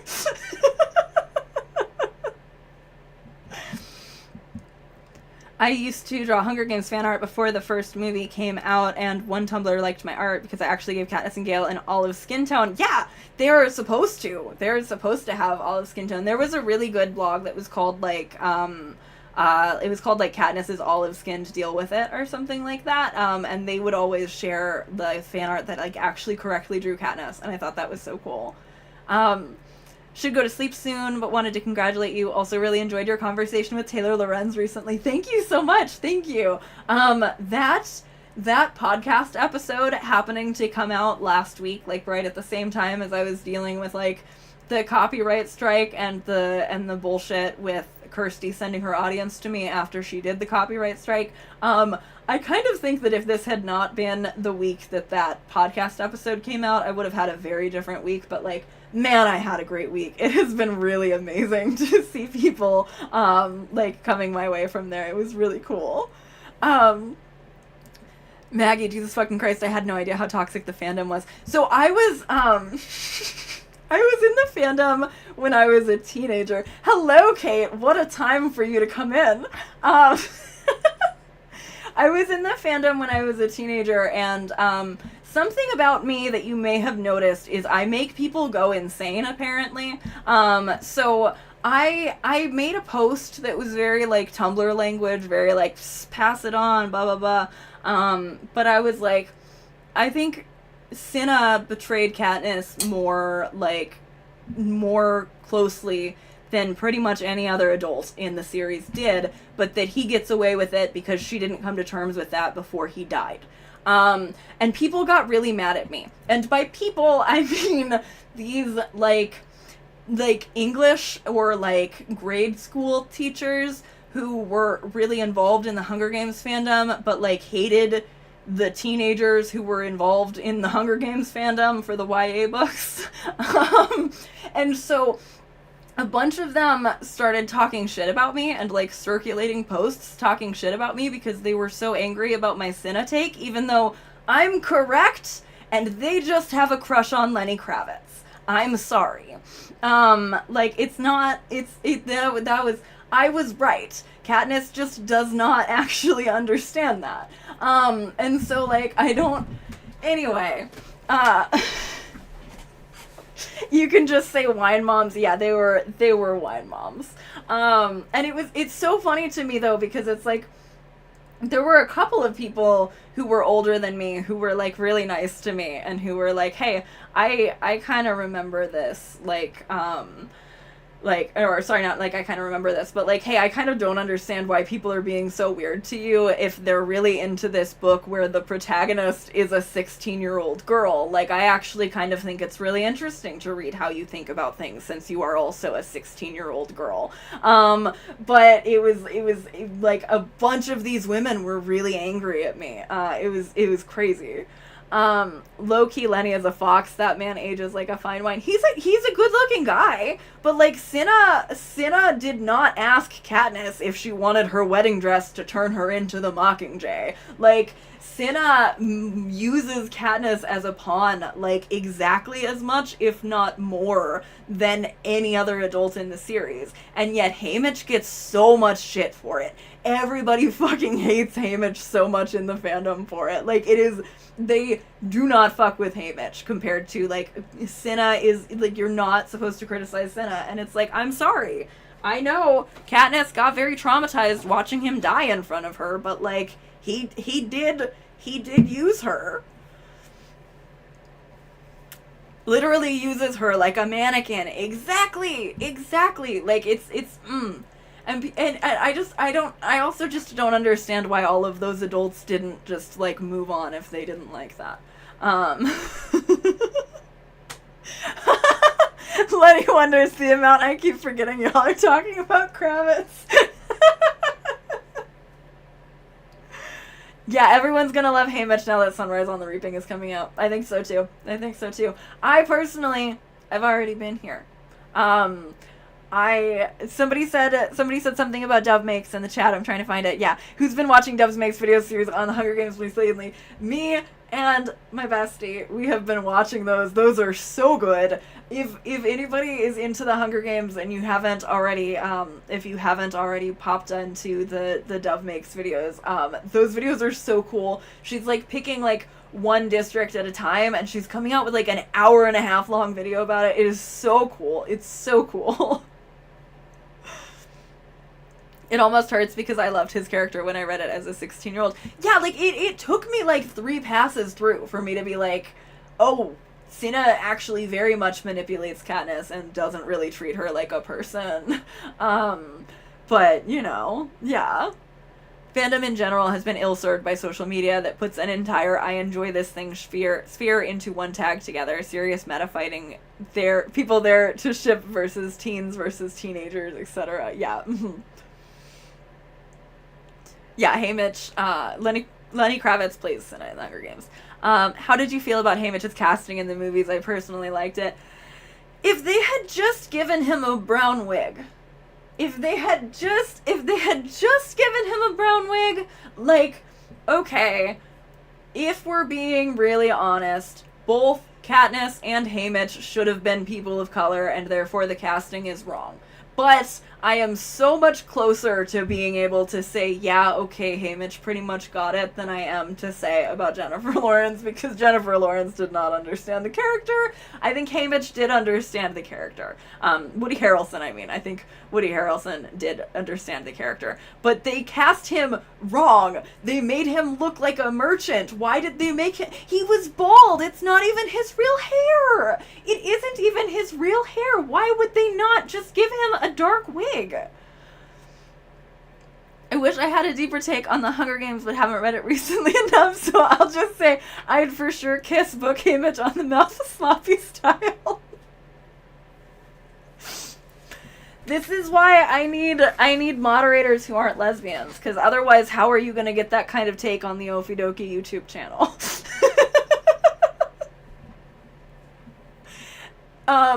Yeah, a merchant. So if you're not super deep into Hunger Games lore, that might be confusing, or you might be laughing because you understand. But like, there's in the books, there's like a clear divide between the merchant class is like blonde-haired, blue-eyed townies, and then the seam where Katniss is from, they are olive-skinned and dark-haired, and so. I think they're the casting they really didn't look at to be like careful with, because they were just like, we got the blonde, we got this.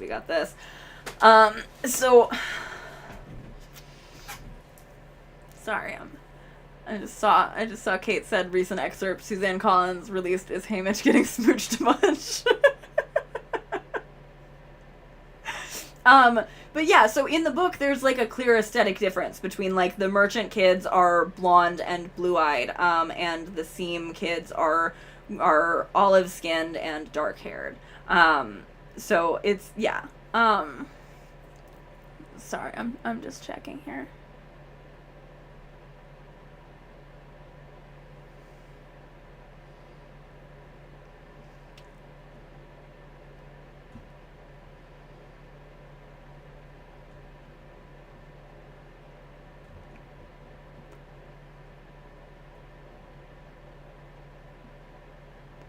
Oh, have a good night, Max.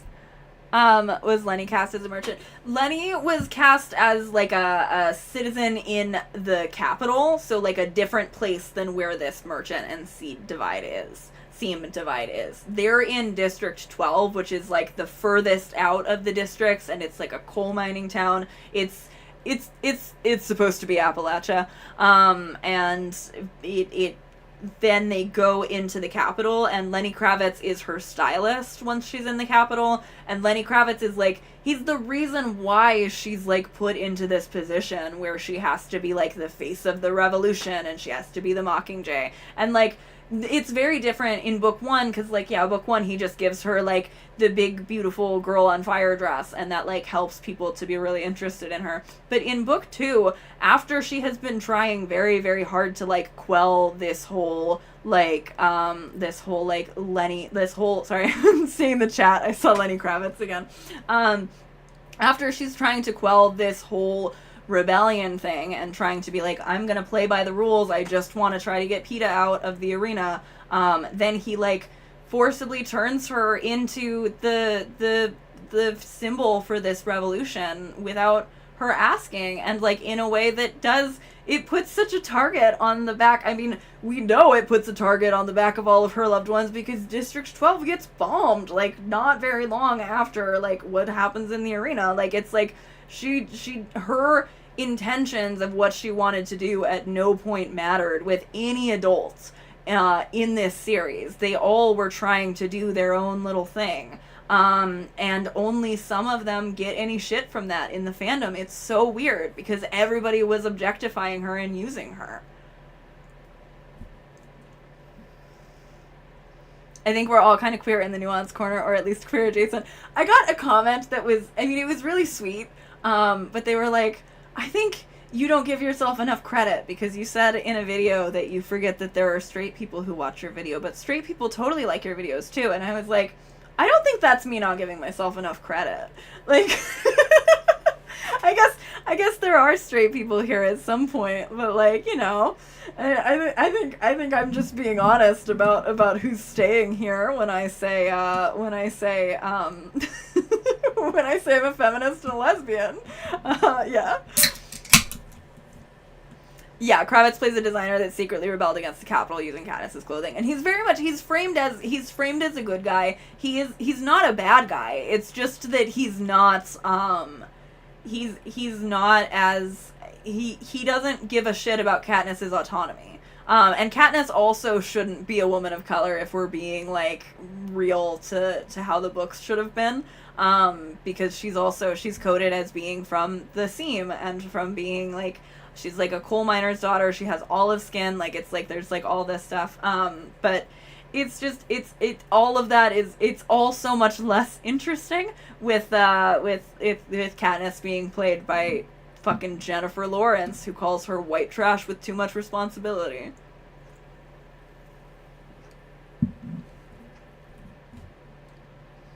I got that Morticia Adams bisexuality, and that I feel the same way for all genders. Hot as fuck, but not my darling husband. Gay Slop Corner. Gay Slop Corner would be a great name for a merch store.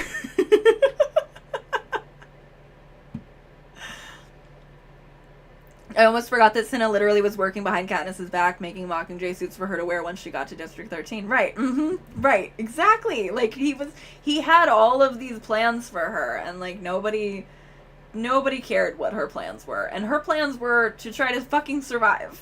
and then once it was no longer to survive, it was to try to save PETA, and like she did not get her way on that. He got brainwashed. I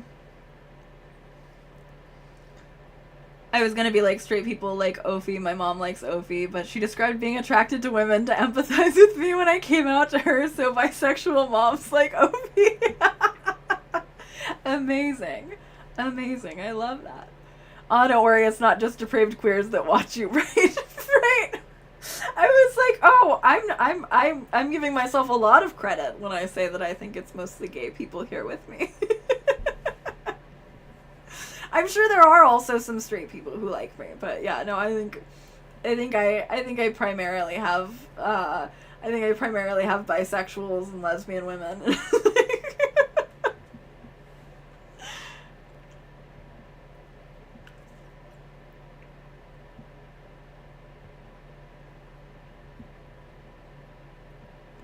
Oh, you got your wisdom teeth out on Wednesday. I hope you feel better. I had like a little while before my jaw healed up when I got my wisdom teeth out. We stand by mom. My husband has the exact same. Well, everyone feels that way about women. Mom is nuts and lovely.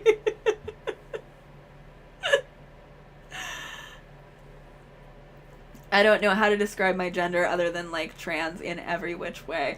Yeah, I've said before in comment sections, and I think also in live streams, that like if I were to be pressed to describe my gender, I think that I identify more with lesbian as my gender than I do with woman as my gender. Like I feel like I identify with the fact that women I'm attracted to are similar to me, more so than I do like that I would be still comfortable identifying as a woman if I wasn't attracted to women who are similar to me, which is like a lot of words, and I like she, her, more than I like any other pronouns that I've tried. So it's like, I always am saying, I'm essentially cis. Like, I'm like a slightly gender fucky lesbian, but I'm mostly just a cis lesbian. For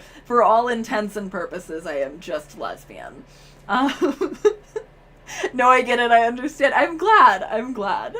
And many a bi T-boy. Yes, that is true. I think that if I had like a nuance corner census, I do think the bi T-boy would be a pretty sizable chunk.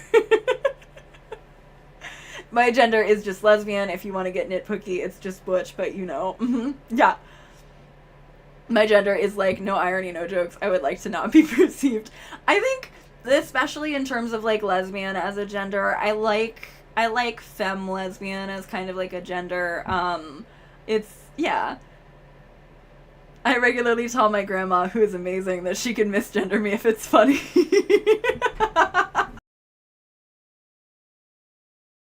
A woman in the Victorian hysteric sense, I love that. Gender, do not look at me, is so real. It is very real. Misgendering if it's funny, I do love a bit. Yeah. That's so real. I just identify as queer because it's impossible to describe my identity to an outsider. People act like I'm joking when I say my pronouns are it, but no, I am just a thing. I literally, like, there is, like, such a thing where it's just, like, you know that meme of, like, the philosophers walking and talking, and it's, like, talking about gender with other trans people, and then, like talking to like a child at like a block sorting thing, and it's like talking about gender with cis people. Like, that's very much how it feels. There needs to be some level that the other person you're speaking to understands, or else it's not even really worth it. So I'm cis and like she, her, but I hate they, them, and he, him in person, but online I feel fine being misgendered. Like, I think I really, really need to be seen as feminine IRL, but that's probably just me overthinking. I think that there's, there's like this idea that only trans people have gender, and I don't think that that's true. Like, I think it makes a lot of sense to me that, like, you know, like if somebody is like more more like tied more like sorry like stumbling over my words a little bit, but like I think it makes sense that even like a cis person has like a feeling of like I am connected to my pronoun. This is the pronoun that describes me and I want to be seen as that. Like that, I don't think there's anything weird about that. I got to tell a cis woman her first "I have blue hair and pronouns" joke she'd heard from the mouth of a queer person, and she about died laughing. Gender is so wild and wonderful and impossible, and I love when people get that. Absolutely. Like, I'm for real one of those people who's like, there could be as many different genders as there are different people. I don't give a shit. I am not here to police any of that. If you are here and you feel as though whatever your specific gender is something that like is included in and that you would like to include in your feminism, like I will fight for you. I will include you in my shit because my feminism is for everyone. But like I am not here to do any kind of shit where I'm saying like, hey, this is this and this is this and there are only these. Like, it does not fucking matter.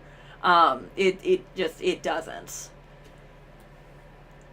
Yeah, I forget who said it first, but gender is performative and everyone performs gender, even cis people. Yes, exactly. Literally everyone is doing gender. Having a name that people perceive as male radicalized me as identifying as a woman, but I don't assign traits to what a woman is. My mom was very tomboy, capable engineer, so a woman is whatever she is.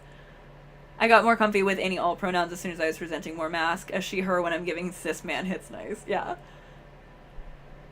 Ophi, I'm a 5'9", bulky, and formerly fat woman, so yeah, I think I felt gender dysphoria when I kept getting he-himmed. Yeah, like, literally, it makes so much sense to me. I don't think that there's any level of, like, I don't think that that's overthinking or anything. I think that's just normal, and, like, I think it's, there, like, I also sometimes feel dysphoric. Like, it's very, there's, it's real. Like it doesn't come up as much because we talk about like trans people and their relationship to gender, but again, like we also have gender as as cis people and as you know, lesbians and stuff like that. So yeah.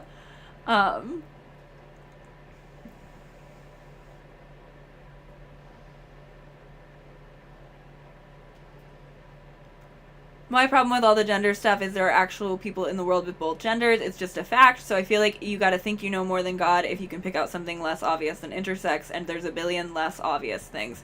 Yeah, like it's not anyone's business either. Yeah. Gender is a performance, and some people are afraid that if they think about that performance, they'll forget how to do the steps. Yeah. Yeah, I really like that. That's really good phrasing. Brenda Fat says, like, it wasn't my choice to be less feminine. It was taken from me by other people's perception. Not to pull things back into Justin Baldoni complaints, but in that really weird article for, like, The Bump or whatever, where he talks about how he validates his son's feelings but not his daughter's, he literally is, like, talking about how masculinity is a thing that can be, like, threatened and taken away and stuff, and then he says that nobody does that. He says nobody does that with femininity, that you can't take away femininity. Femininity isn't something that is asked to be earned. And it's like, I'm sorry, what the fuck?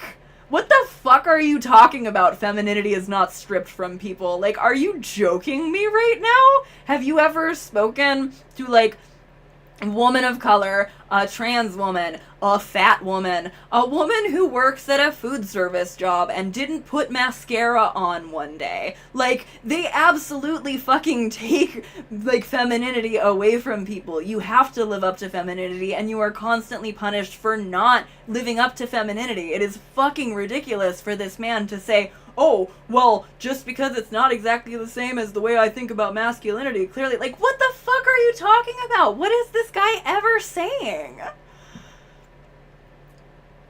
Fake feminist confirmed. Yeah, cis men love to say stuff like that with confidence. Femininity is absolutely awarded and stripped to control and shame. Exactly. I completely agree. Yeah. I definitely think that cis people have gender feelings as someone who is cis and has had a deep internal feeling of being a girl or woman for as long as I can remember, like 3 or 2. Yeah. Yeah, all the femininity hurdles. Yes. Baldoni is full of baloney. Yeah, I feel like his view of masculine is very insulting, actually. I struggle to even get my head around what, like, masculinity even is to him, because it's like, well, I need to undefine it. I need to undefine my masculinity, and I'm gonna do that by saying all of these very confident statements about what I think femininity is when I'm fucking wrong.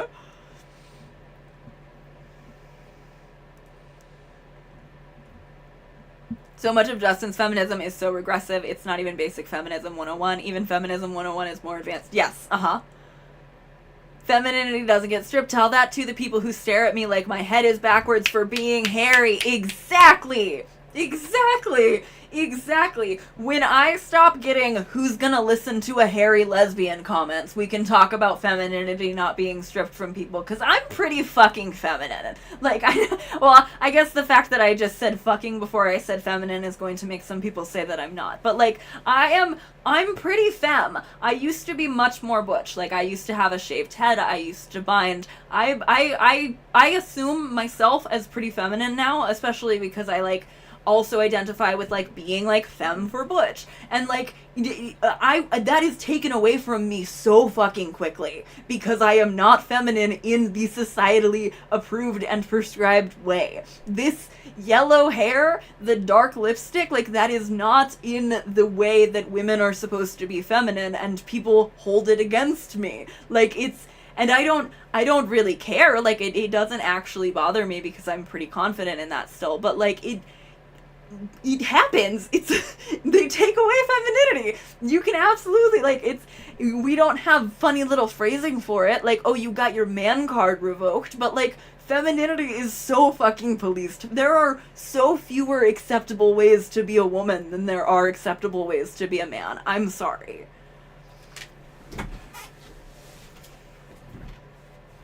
I want armpit hair down to my knees. I want to use those armpit braids as jump rope.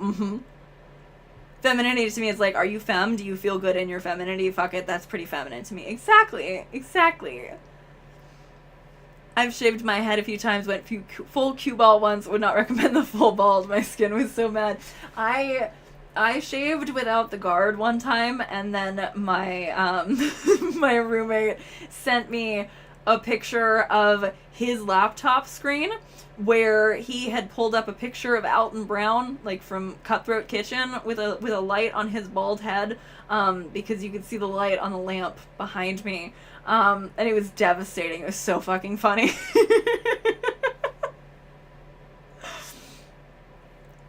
This guy's idea of femininity is entirely you bring birth from your woman uterus and are kind, so of course he can't see the violence.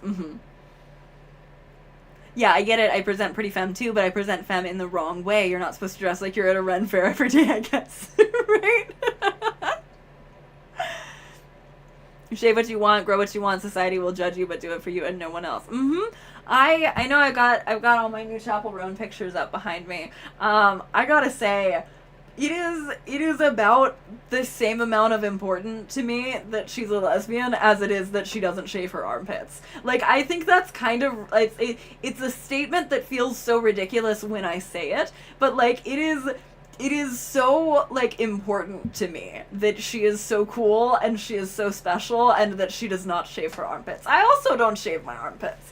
Like, I just think it's very cool. I know Alton from Good Eats. Oh, stop making me feel old. I almost said Good Eats, but then I remembered that he had hair during Good Eats. Good Eats is the first thing that pops into my head about that.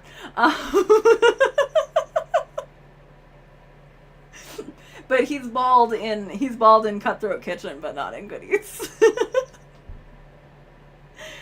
I'm actually still growing out my shaved head. I loved it, and I loved the simplicity and the choice of wearing wigs and switching it up. I never had a wig or anything when I had my shaved head, but I loved running my hand over my hair. It was so great. I'm also someone who dresses with the thought of whatever feels good, and sometimes what feels good is a skirt, and sometimes it's dressing like someone Oscar Wilde would bark at.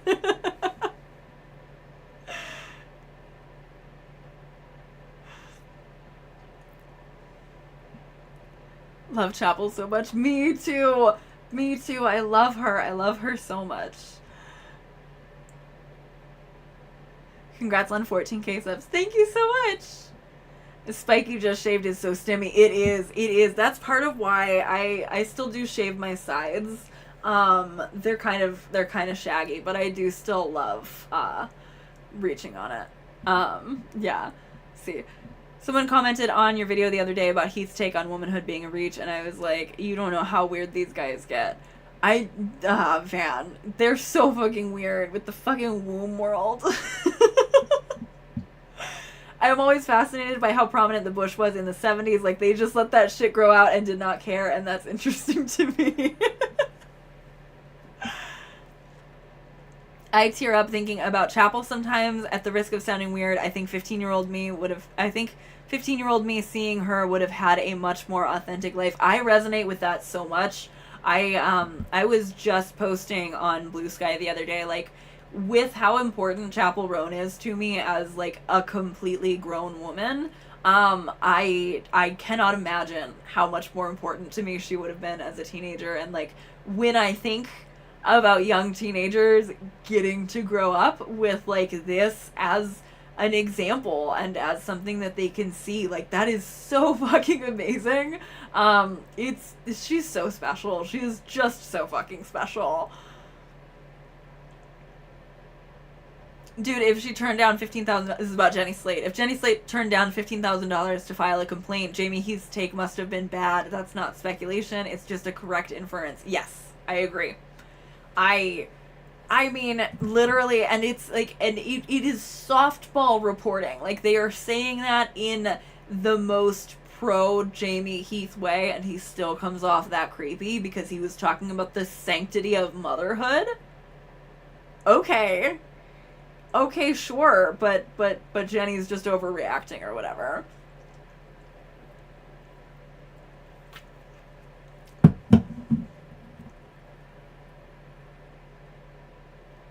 The weird comments I got when I was pregnant or carrying an infant around, creepy ass men. Right. I mean, and again pulling into the Blake Lively thing, but, like, that's part of why I always think whenever I'm talking about that little bump interview, like, who fucking cares if she was tired about getting a weird comment about her body? I bet it was, like, the 12th one that day. Like, I really, really bet that it had been a while. Like, I bet that it had been a while where that was most of what people wanted to talk to, and she was annoyed. So, like, I don't care. I don't care if she was a little rude to the Norwegian. I'm sorry. I think seeing Chapel Roan as, like, a broken little 13-year-old queer, that would have fixed me. Yeah. Ophi, I have some similar non-denom culty shit in my background, so, like, yeah, I see her and I just feel so happy for all the other queer kids that were in our position. Yes. Yeah. I love her. I love her so much. And, like, this new song, too, I am so obsessed with. Like, again, this is stuff that I've been talking about on Blue Sky already, but, like, in Midwest Princess, so much of it is, like, very early, like, I'm just now figuring out that I'm gay, and this is exciting and kind of scary. And then it moves into, like, all of a sudden now we had Good Luck Babe, which in itself was amazing. But, like, The Giver is, like, this, like, service top anthem, and it's, like, campy and fun and sexy and really confident and, like, settled in, like, I fuck women and that's a thing that I do and that I enjoy doing. And that is so cool. That is so fucking cool. Like, she's just so cool. There was a girl in my ballet class, high level, pre-professional, and fat, and people would assume she was pregnant. The thing grown adult felt comfy saying and doing to a girl they assumed was pregnant. That's so nasty.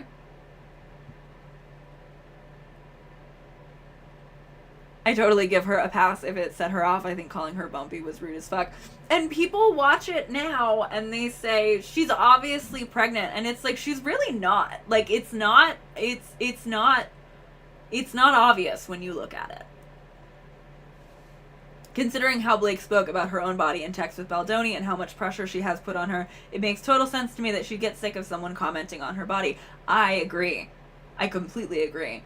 I think those text messages make Baldoni look like so much the bad guy, and I can't believe that he's the one who released them. Because, like, it seems very clear that, like, oh, okay, she was insecure about this, and you not only were, like, trying to rush around and go behind her back, but, like, you asked her trainer for her weight when you didn't need to. I hate that guy. I hate Baldoni. As has been made more than obvious by now. Yeah.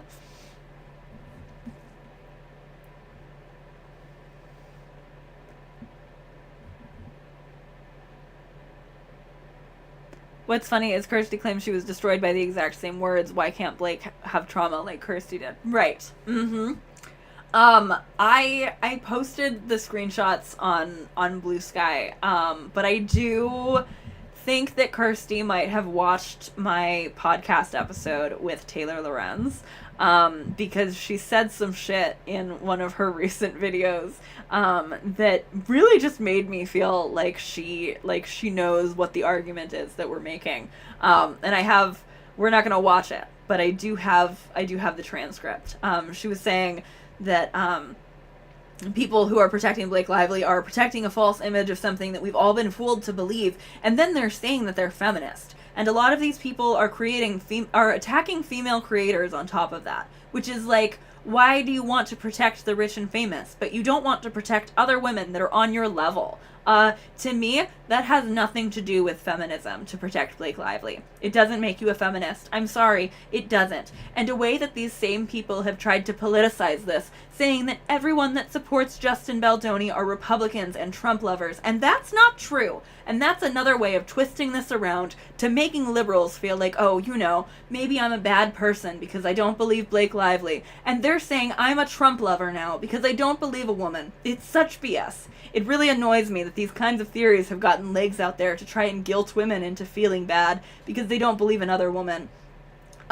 Yeah, I'm sorry. I believe in human rights, and I believe if a man is being accused of something falsely, it needs to be addressed. And I'm so happy that a lot of other people are seeing through this. And yeah, hang in there. Anyway, thank you guys so much for watching. Blah, blah, blah. Oh, have a good night. Baldoni is rich and moderately famous. Exactly.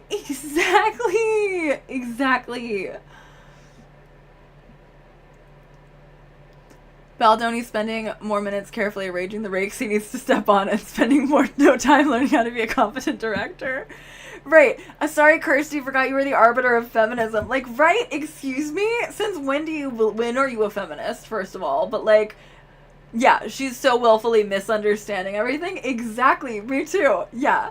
Kate, obsessed with how far this has gotten under her skin, to be honest. Me too. Especially because that one person who was trying to be in my comment section and be like, I bet Kirsty hasn't even thought of you again at all since she filed off the copyright notice. And now I'm going to continue to fight with you, and then I'm going to spin out in your email, and then I'm going to post about you on Reddit, and then I'm going to post about you in a YouTube drama thread on Reddit, and then I'm going to comment on your other video, which is when I finally comment blocked, because I was like, okay, goodbye. But clearly, Kirsty Flaw is in fact upset with me even after she filed the little copyright notice. She also specifically said that I had gotten under her skin when she talked about me to send all of her viewers over my way. So, we got all that. So big fat L to that now comment blocked commenter who thought that Kirsty didn't give a shit. Kirsty gives a shit. Kirsty is very upset by me. So many people are very upset by me, and I know that it's really easy to just like double down, but I really do feel like that shit is not happening to me like because I'm wrong. I feel like that shit is happening because I'm wrong. I feel like that shit is happening because I'm right, and that these people know that they're wrong. I feel like this shit is happening because I intimidate them. Something tells me Kirsty's a MAGA and preemptively defensive about it. That's what's so crazy is, okay, she has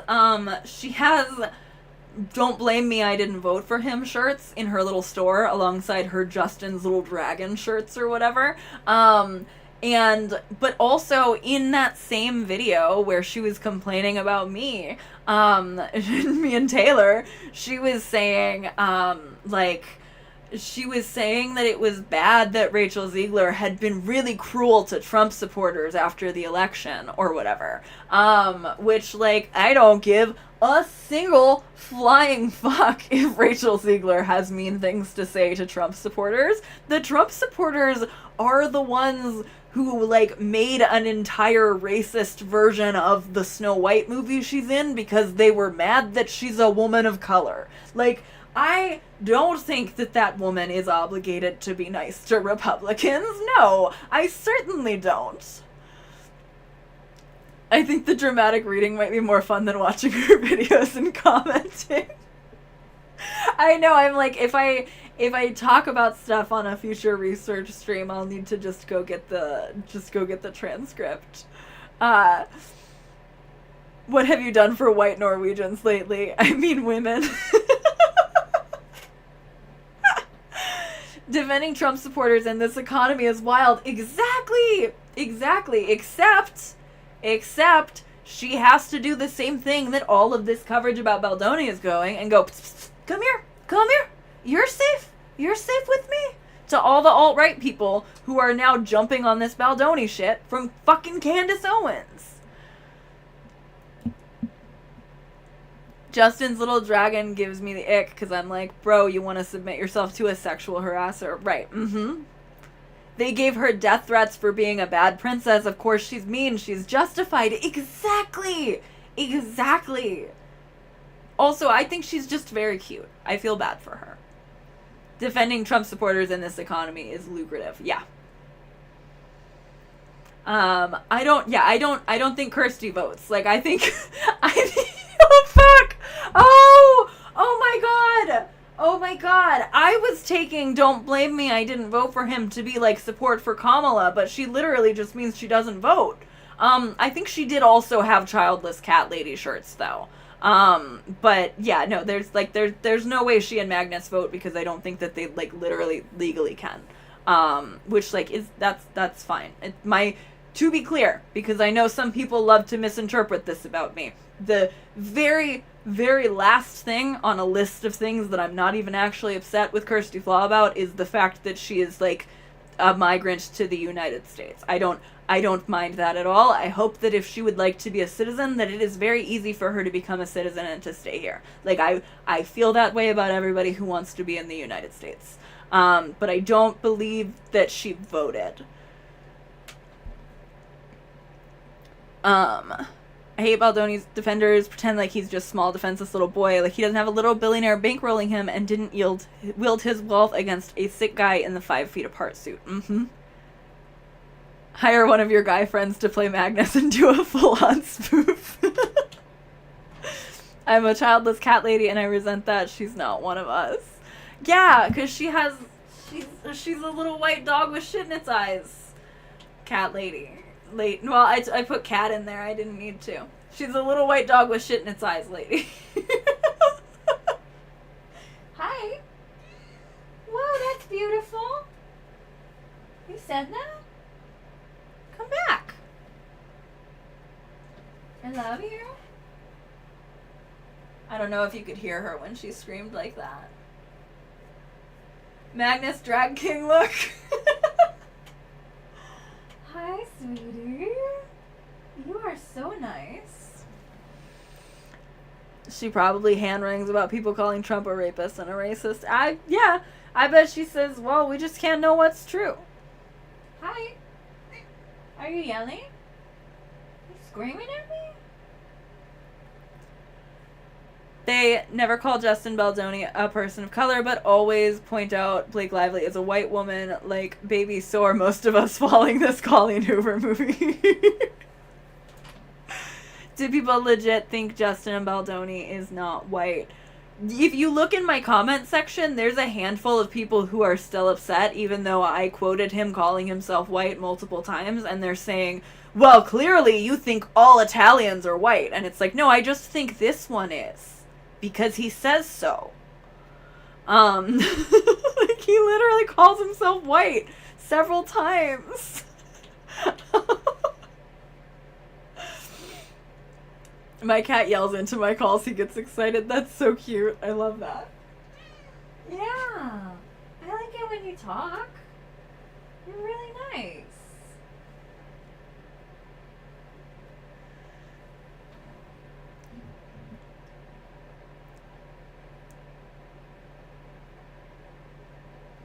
There you go, personally attacking me and Bruno again. Just wipe his eyes. It's fine. There were even other YouTubers who were mistaking him as a person of color and misusing white women's tears. It's been wild. Yes, and then when Taylor Lorenz and I talked about that in our podcast, people are like, well, you should have talked about what white women tears actually means. And it's like, okay, like, we probably could have, but also the point was that people are misusing it. Jojo was admiring Chapel. Do you like Chapel? That's so pretty. You're so beautiful. To be fair, Amber also got the white women tears bullshit, and everyone knows Depp is white. Counterpoint, they think he's Native American. They genuinely do believe that about him. He's not. He is a white man. But they 100%. People think that about him because he branded himself that way, and then they told themselves that it was, in fact, not offensive for him to have played in The Last Ranger, The Lone Ranger, the movie where he played Tonto. People for sure, like, at least in the back of their head, they think that he's Native American, and they think that because of his own doing. But I think normies think, like, I think some people think that, but I do agree that most people think that he's white.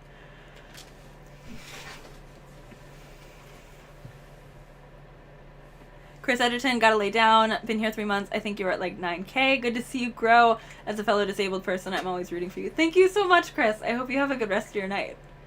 Yeah, Lone Ranger.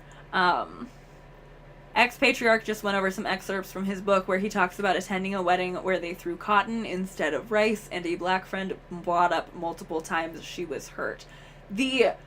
The throwing cotton thing is absolutely wild to me. Like, I know plantation weddings are pretty common in the South. That's not something I've ever heard about before. Like, not the specifically throwing cotton is something that I haven't heard about before. I don't know if that's something that happened on at Blake Lively's plantation wedding. You know, like, it hasn't come up in the discussion, and I mean, I don't think that they had an anti-racist plantation wedding or anything, but I do think throwing cotton instead of rice is, like, absolutely baffling. Just like I can't imagine it. Little Shop of Alley, also white women's tears is specifically about racism, not just white women claiming to be harmed. Like, people forget white women are still oppressed by white men. Thank you. Yes, I completely agree. Like, it's literally not just a white woman is hurt. Like, and what is that, like, what it people always are gonna come at me and tell me that I'm like I'm a white feminist or whatever, and like, there's only so much that I can even defend myself about that. Like, I am a white woman and a feminist.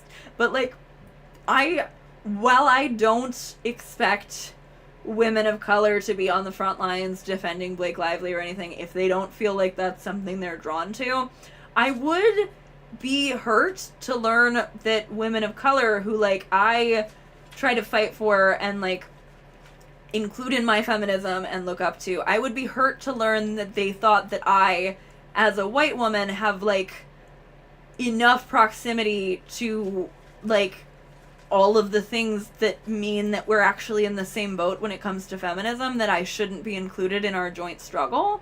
Like, I'm not saying that I need to be the most important part of anyone's feminism. I certainly don't. But, like, I do want to know that women of color agree that they and I are in the same boat when it comes to, like, class solidarity as women.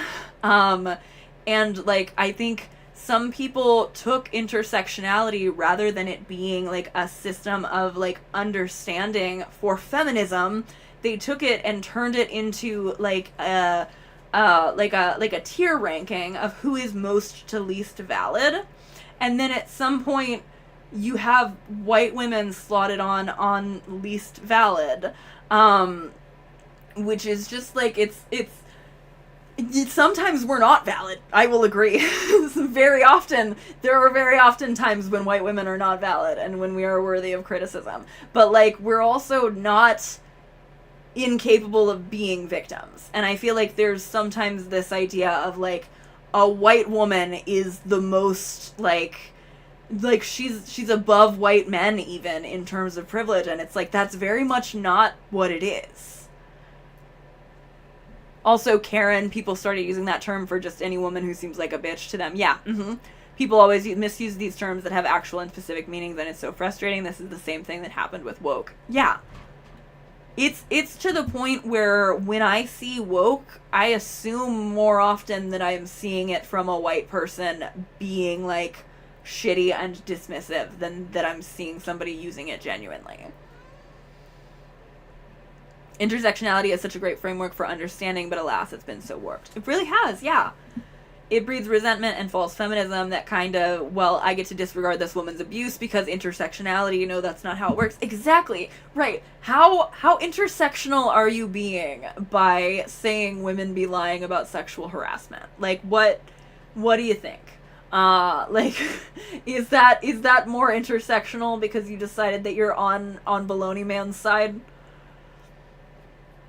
It turns into white women are incapable of being harmed rather than white women can also perpetuate harm. Yes, yeah, like, I think that there's like, again, like, there's so much justified criticism of white women and of the way that white women hide behind their womanness even when they are, like, being used, like, even when they are being discriminated against for being a woman, they'll be like, well, I'm a woman, I can't be being racist, even though they're being racist. And, like, absolutely, that's bullshit. White women can be so racist. White women are very often so racist. We live in a culture where white women are, like, cultured to be racist because we live in white supremacist heteropatriarchy. But I also do think that, like, that doesn't mean that white women and women of color should be, like, diametrically opposed, and certainly not that they should be so diametrically opposed that then the women of color should be siding with white men over white women. Like, I don't, again, my understanding of being willing to have like a woman or feminist class solidarity with other people who want to be in it includes people who are trans, people who have diverse genders, but who want to be part of it. But like, not if you think that me being a white woman means that it's impossible for me to ever be a victim. Like, I'm sorry. I would like to be on the same team.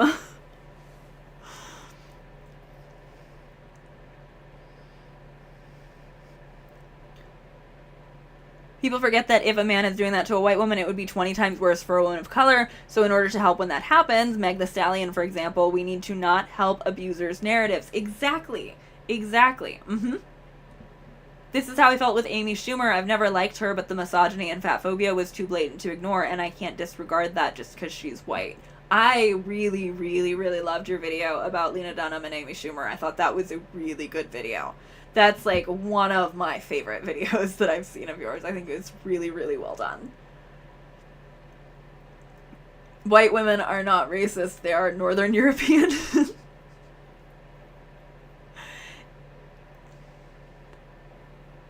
It's so gross hearing white male leftists do this white women hate. It's like, it's that meme too of like putting the silencer on the gun and it's like saying the most misogynistic shit and then like white in front of it. They say white women and you can tell that they would like to be saying bitches and or something worse than bitches. It's like Gabby Petito, her being a blonde white woman is why she got the publicity she got. Intersectional feminist practice is her family using that to help missing women of color who often get ignored. Yeah. White woman, white man. White woman says white man behaved badly on set. White man has more power behind him and was the boss on set. Also is a man. The power dynamics are not complicated here. Exactly. I completely agree.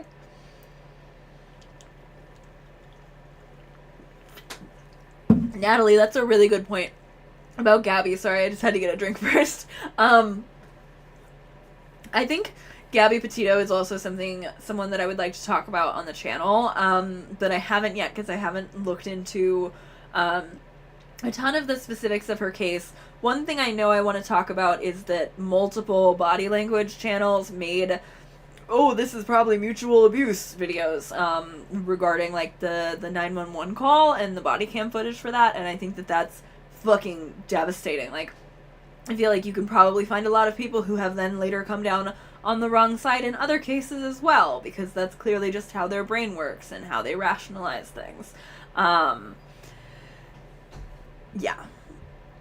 But I think that the criticisms that were being made, like, at the time, even while she was missing and when she was getting a lot of attention of, like, this is because she's a white woman, that was true. That is like a true criticism of the situation, and yet it's also like, it's not her fault. She couldn't do anything about the fact that she got a lot of attention about the fact that she was murdered and missing. But also it's also not fair to women of color who are not publicized when they go missing. Like, it's a big messy thing. That happens a lot when people say white queers sometimes too. Like, there are a lot of things to judge white queers for, but sometimes you read a post and it's just, oh wow, this is just homophobia. I completely agree. I think Blake is using her name recognition and power to address the labor issues that were clearly happening with many people on that set. I think so too. Oh my god, Allie, I would die for a Hillary Clinton deep dive from you. Allie says, also Hillary Clinton, who I also want to do a deep dive on, she sucks, but her husband is easily 10 times worse, yet people talk about her like she's the fucking devil. Yes, I completely agree. Yeah. Marty, I think people centering only Blake and acting as though her losing this case will only hurt her is ludicrous. I completely agree. Yeah, I think so too. It erases, like, they have to erase that other people felt uncomfortable and that she was trying to stand up for other people. Oh, and the Gabby thing, Natalie says, I remember before we found her body, people were already both sidesing, calling her another Amber negatively, so now people acting like she was always an unambiguous victim is revisionist history. Yeah, I completely agree. It's past 3 p.m. here, and my B12 injection is making it difficult to type with numb hands. At least I'm getting injection on Monday, so I'll say goodnight. Love you all. Have a good night. Love you. Can you possibly touch upon ableism at some point? We're dehumanized to either being invisible or denied. I also think we need a better word than ableism. It comes up for me sometimes. Like, I am disabled, so I sometimes talk about it, like, when I feel like I have when I have things to talk about it, but I also, like, it's sometimes weird just because it's, like, something that I'm like so close to, because I'm homebound, like, most days of the month. Yeah, Observe made a video about the leaked police footage of Gabby and basically said she was the abuser. Hate that guy. Yep, fuck that guy forever. I hate that guy so much. Oh, on the white queers thing, I noticed that happens a lot with people making cruel jokes about the names transgender people use for themselves. They'll say white trans people, but it feels disingenuous. I have also seen that. Yeah. Didn't Swoop do something similar, or did I hallucinate that? I think Swoop said that it might be mutual abuse. I'm not positive, but I do know that I think it was on her Gabby Petito video that she was shilling the intermittent fasting app, which I got really mad about. Wasn't Observe also called out for abusing his wife? He sure was. Oh, Marty and I said the exact same thing. He sure was, yeah. Observe sucks. All body language grifters suck, but he's my personal nemesis. Yes. Yeah, his wife made a video talking about it. People, they've convinced themselves that Blake used her Hollywood power to manipulate all the other people on set into lying about Justin, which makes no fucking sense. Nobody is that persuasive. Like, nobody. It's not... there is not a world where this, like, makes any sense. Oh, Maggie, I did not know that they were non-binary. Thank you. I believe they would prefer the term spouse. They're non-binary. That's good to know. I hate Observe. All my friends hate Observe. Fuck Observe. I think the Gabby video of Swoop was generally on her side. That's good. It's probably just the fasting thing that I'm remembering being mad about then. I remember seeing it explode and immediately thinking she'd been murdered and watching the body cam footage right after I'd finished reading Lundy Bancroft's Why Does He Do That? Yeah. I did feel like I knew as soon as I, like, knew anything about her that she had already been murdered. I felt like it was... I mean, I feel like I come back to the same kind of line a lot of saying, like, you know, if you understand what a power dynamic looks like. But yeah. I would love to talk about why does he do that on the channel. I think Lundy Bancroft would be a great pull to make content about, but also like, yeah.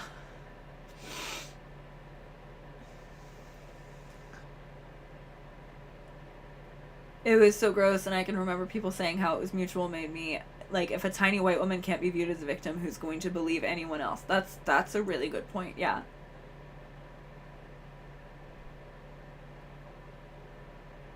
If Observe has no haters, I am dead. Also, they say Blake was never liked by any of her co-stars, then how could she have persuaded this entire cast? The math isn't mathing. I agree. Uh-huh.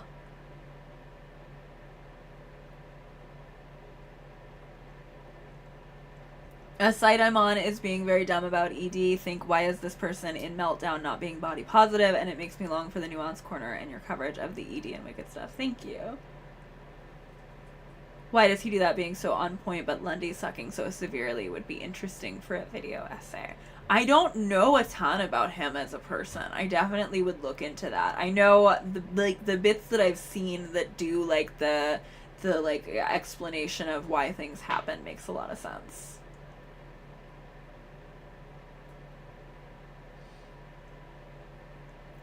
Nobody ever deconstructs ableism. We don't have a face, especially when we're housebound and don't feel good about how we look anymore. Yeah, it's just like it just hasn't really like specifically come up in any of the topics I've talked about yet, and since it's like personal to me, I like haven't really wanted to like sit down and be like, hey, let me talk about like this particular thing. Yeah. She's so evil and so manipulative that literally everyone hates her, but also she's always gossiping with her mean girl friends. Uh-huh. Mm-hmm. Yep. Yeah, like, does she have friends or not? It doesn't... Nobody likes her, except they like her enough to go along with her evil master plan to steal the movie.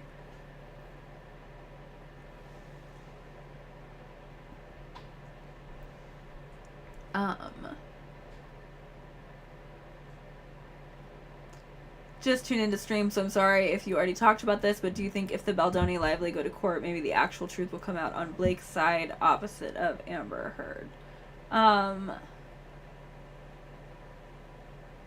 I don't know how it's gonna go in court. I think the reason things didn't come out in Amber's favor is because they purposefully blocked a bunch of shit, and I do think that Blake clearly has much better lawyers than Amber does, so there is much better reason to believe that Blake might have a positive outcome than there was for Amber. How do you feel ableism entwines with fat phobia? Because they feel similar in a lot of ways. Like, I've talked about it, but I'm not disabled, so it's not my experience. I do think that it is, I think, very entwined. But I'm also like, I also just don't know. Like, it feels similar because it feels like it's both going up against a way that we're told that a body like should be and is supposed to be, right? And like, I feel like it also kind of a lot of the same, like, almost like capitalist structures push in on the walls when it comes to both ableism and fat phobia. And I think also a lot of people who are fat are like treated as if they're disabled even if they're not. Like, I think that's also another like interesting way that it entwines. Yeah.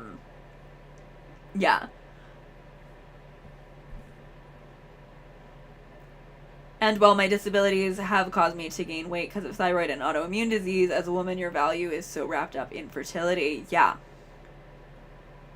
I can buy someone infertile. Okay, sorry, I'm jumping around in the chat. Kirsty Flaw was so offended by Blake replying, congrats on your little bump, because she had infertility issues, yet also childless cat lady is okay. Which is it? That's a really good point. Yeah.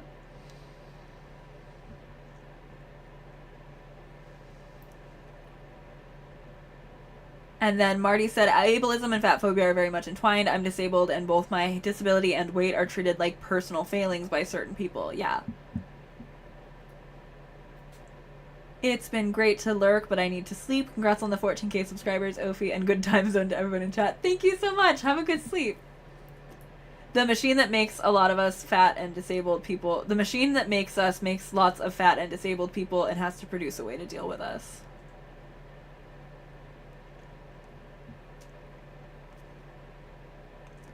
Jem says, hey, Nuance Corner pals, I think some of y'all may be interested in the podcast, The Dating Detectives. They try to call out Darvo situations and never blame the victims for abusive relationships. Sounds very interesting. Makes sense. Healthism, too, is wrapped up in that. Yeah, I think so, too. When I was a kid, my gym teachers would treat me like I was being lazy. I was a bit chubby when I said my feet hurt from running, even though my mom had told them about my musculoskeletal issues. It is, like, people literally, like, they don't think that somebody has a better understanding of what's going on inside their own body. Like, it's very frustrating.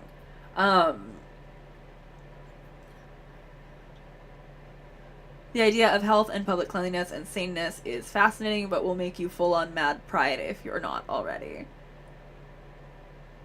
As more of chat reveals their neurodivergency, I'm reminded of how we always seem to find each other in niche spaces like this.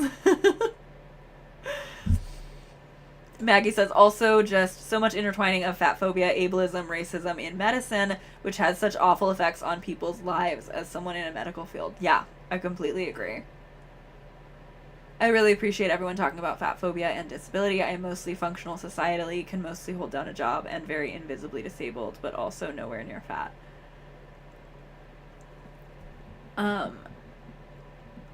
I mean, I think, as I was saying earlier about how, like, I think, that fat phobia and health at every size and things have been spoken about less in recent times, and that it's something that I'd also like to, that I'd like to mention more in my videos. Like, I also certainly think that I could be doing more reading about ableism, and also, like, I think, you know, I sometimes get comments from people who tell me that they're, like, you know, they're kind of comforted hearing that I'm, like, also disabled, and, like, specifically, like, too disabled to work, because, like, that's such a lonely place to be in. So, like, I do think that it would be useful to speak about more, but it just hasn't necessarily been something that's come up just yet for me. And I also think, you know, like, especially talking about ableism in like feminism is also really, really rich, because again, like, women are disbelieved, and that happens about pain that we feel too.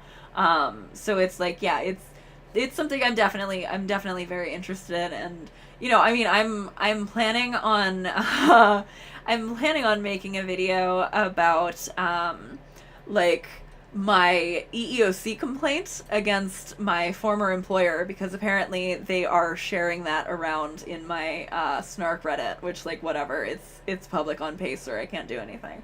But I'm thinking about making a video about that, and trying to say, like, you know, trying to say, hey, here's what you can do if you are getting employment discriminated against. So I am interested in talking about that. If you're looking for a book to do more reading, I rec Care Work, Dreaming Disability Justice, although it's a bit Canadian focused because I live there. Thank you.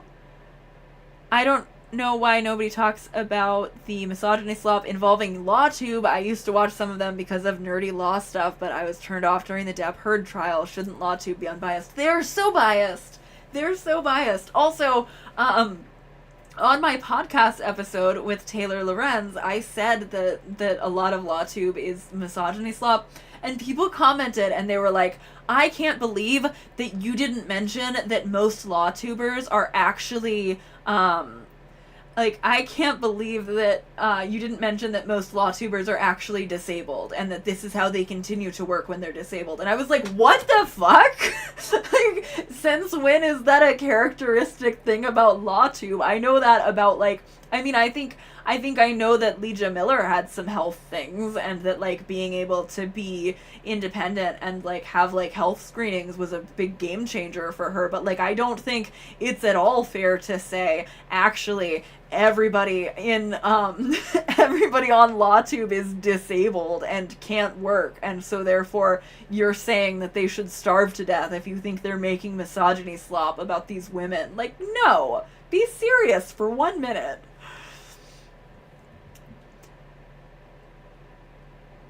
I like to hear about differently abled people use technology or challenges in their experience because I work in tech, which should be a helper, not a limiter. Yeah. I don't know if it's just me, but it feels like ableism is only ever addressed by larger channels when some media thing happens. Like when Me Before You came out, suddenly everyone was an advocate. Yeah.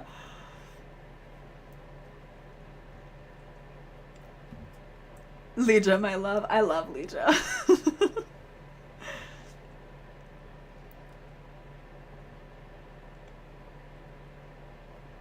I have an undeveloped thought about Blake's genuine postpartum concerns being used as examples of her being difficult. Yeah. Okay, but you can still be disabled and misogynistic. I mean, yeah, for sure. Everyone can and so often is a misogynist. Um,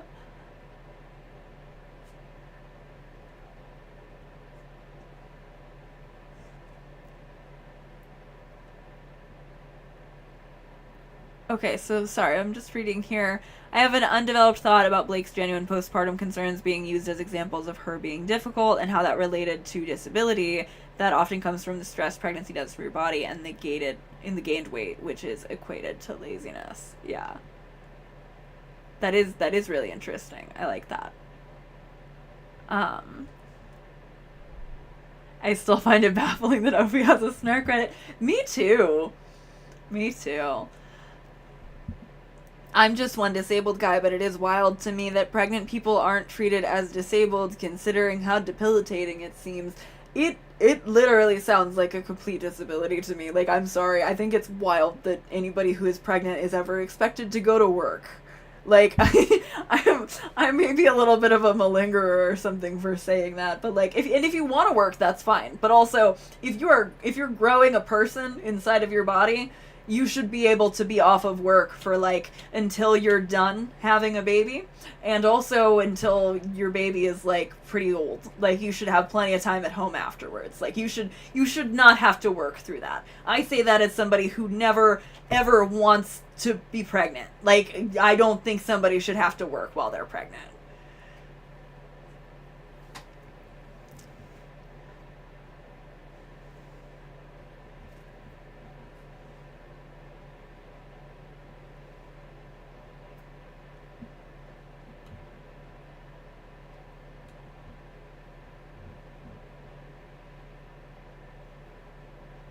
I recommend Mickey Atkins for Therapist Adjacent Talk. She talks a lot about abuse and gaslighting and misogyny in relationships whenever she's doing her Love is Blind reactions are good. I really like her. I like her a lot. Yeah. I don't plan on having kids, but if I did, I promise you I will be laying horizontal the entire time. For me, I've been doing a lot of work on internalized healthism and trying to find a healthy balance, and it's been wild starting to think about how much capitalism and persistent stress are disabling. Yeah,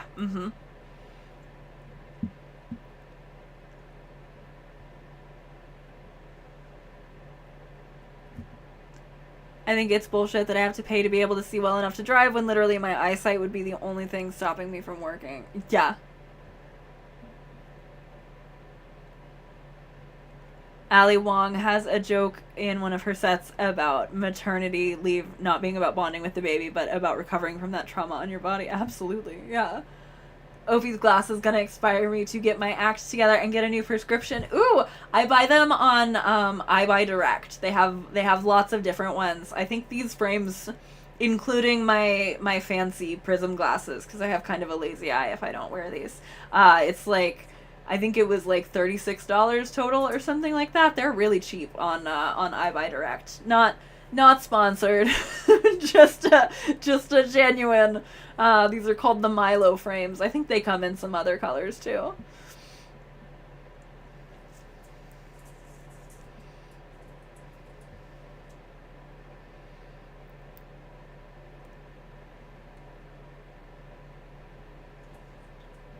So this is just a small thing in the lawsuit, but I noticed one text change that bothered me. It starts with Blake Lively referring to her weight loss journey for the movie, and she says, killing it.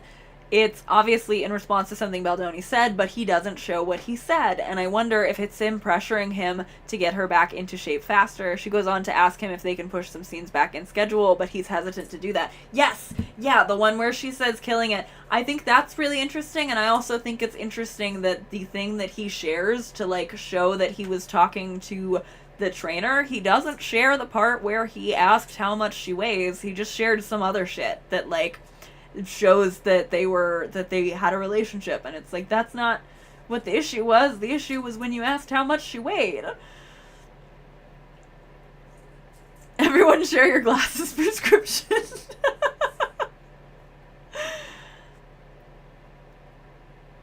Also, the way people body police and fat shame pregnant women still needs to be discussed. The way my family will talk about pregnant women who have gained a lot of weight is so fucked up. Why do people expect pregnant people to stay thin? That's so weird to me. It's so weird. It is so weird.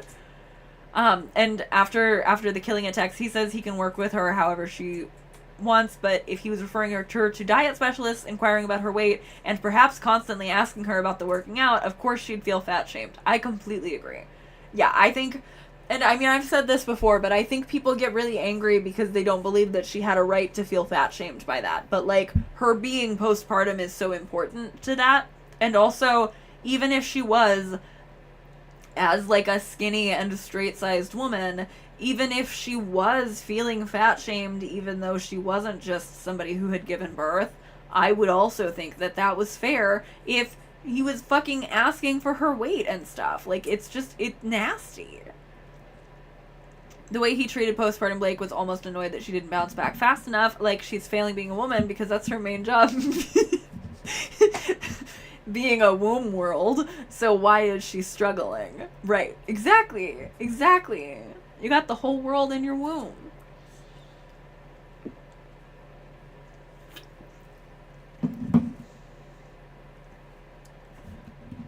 Yeah, Blake's trainer did have to ask people to stop bullying him, which is crazy. Like, I'm not seeing a bunch of shit on Baldoni's posts. I'm not saying all that. Oh, good night to Jem's fiance. I'm not seeing anywhere near the amount of shit on Baldoni's posts. We didn't see It Ends With Us get review bombed down to 2 stars, but we see that with Blake Lively's new movie. Like, it's just bullshit. Also, if he was that concerned about his meow meow back, use a stunt double. Exactly. Exactly. Have any of you listened to Maintenance Phase? Because that podcast really helped me gain better perspective. I'm neurodivergent as fuck. I can relate, but I've never been more than like 130 my whole life. It helped a lot. I really like Maintenance Phase. I think Maintenance Phase is great. I think Maintenance Phase is really great. I was just talking about Aubrey earlier. I think she's great. Yeah, thin people can absolutely feel fat shamed when they're dealing with unrealistic expectations for their body. Look what was considered fat in the 2000s. I agree. This stuff hating on the It Ends With Us costuming I'm seeing everywhere is nuts. What's that got to do with anything? I think the costume is the only interesting part in the movie. She looks really cool. She looks really interesting. Like, it feels like that is a way that she played with her character. And I don't mind. I don't care. Anyone can be fat shamed. Like, it's not exclusive to fat people. It's just more pervasive and accepted for fat people. I agree.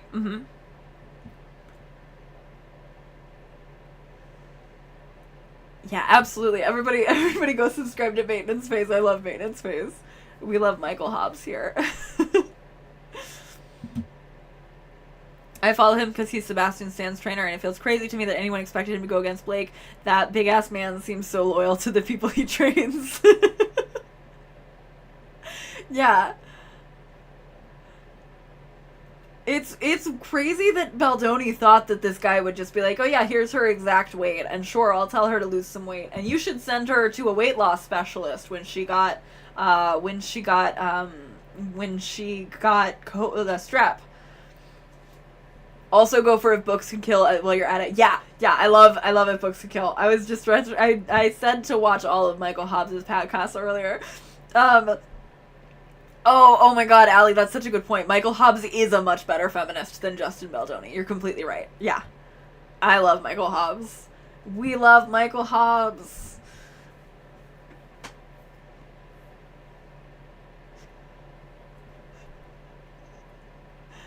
I thought that he's 500 feet tall and so nice and so hype all the time was still about Michael Hobbs before I realized it was about the trainer, and I was like, wow, is Michael Hobbs tall? But it makes more sense about the trainer.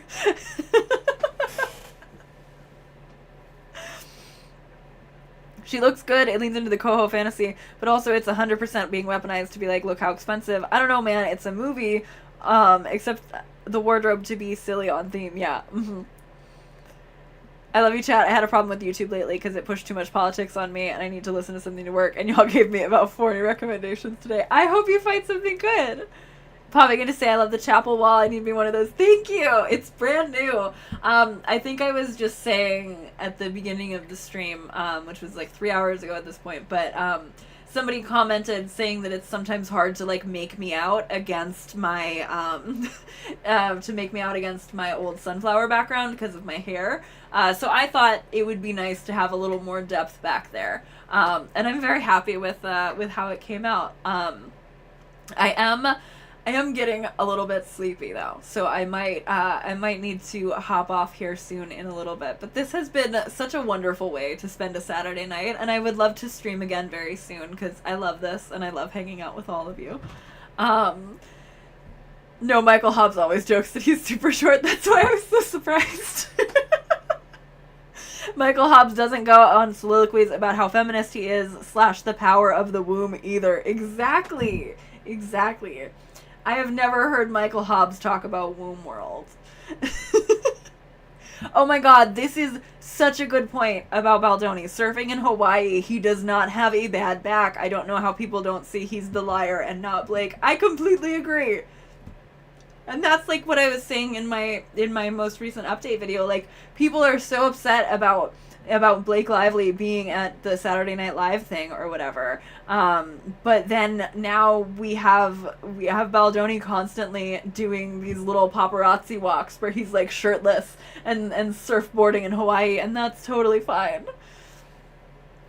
All right. Now I want Michael Hobbs to talk about womb world. Me too. That's why my fiance said goodnight, chat, because he's a real feminist. Amazing. All right, good. I'm glad everybody else is tired and that I'm not gonna be breaking everyone's heart. Okay, amazing. Well, thank you so much for hanging out. Thank you again so much for 14,000 subscribers. I might hop on later this weekend or early next week. But this was very fun and I loved this. Thank you to anybody who comes and watches later after the fact. Good night to everybody. I feel like I'm wanting to make a womb world joke and it's not coming to me. So I'm just gonna go. Bye.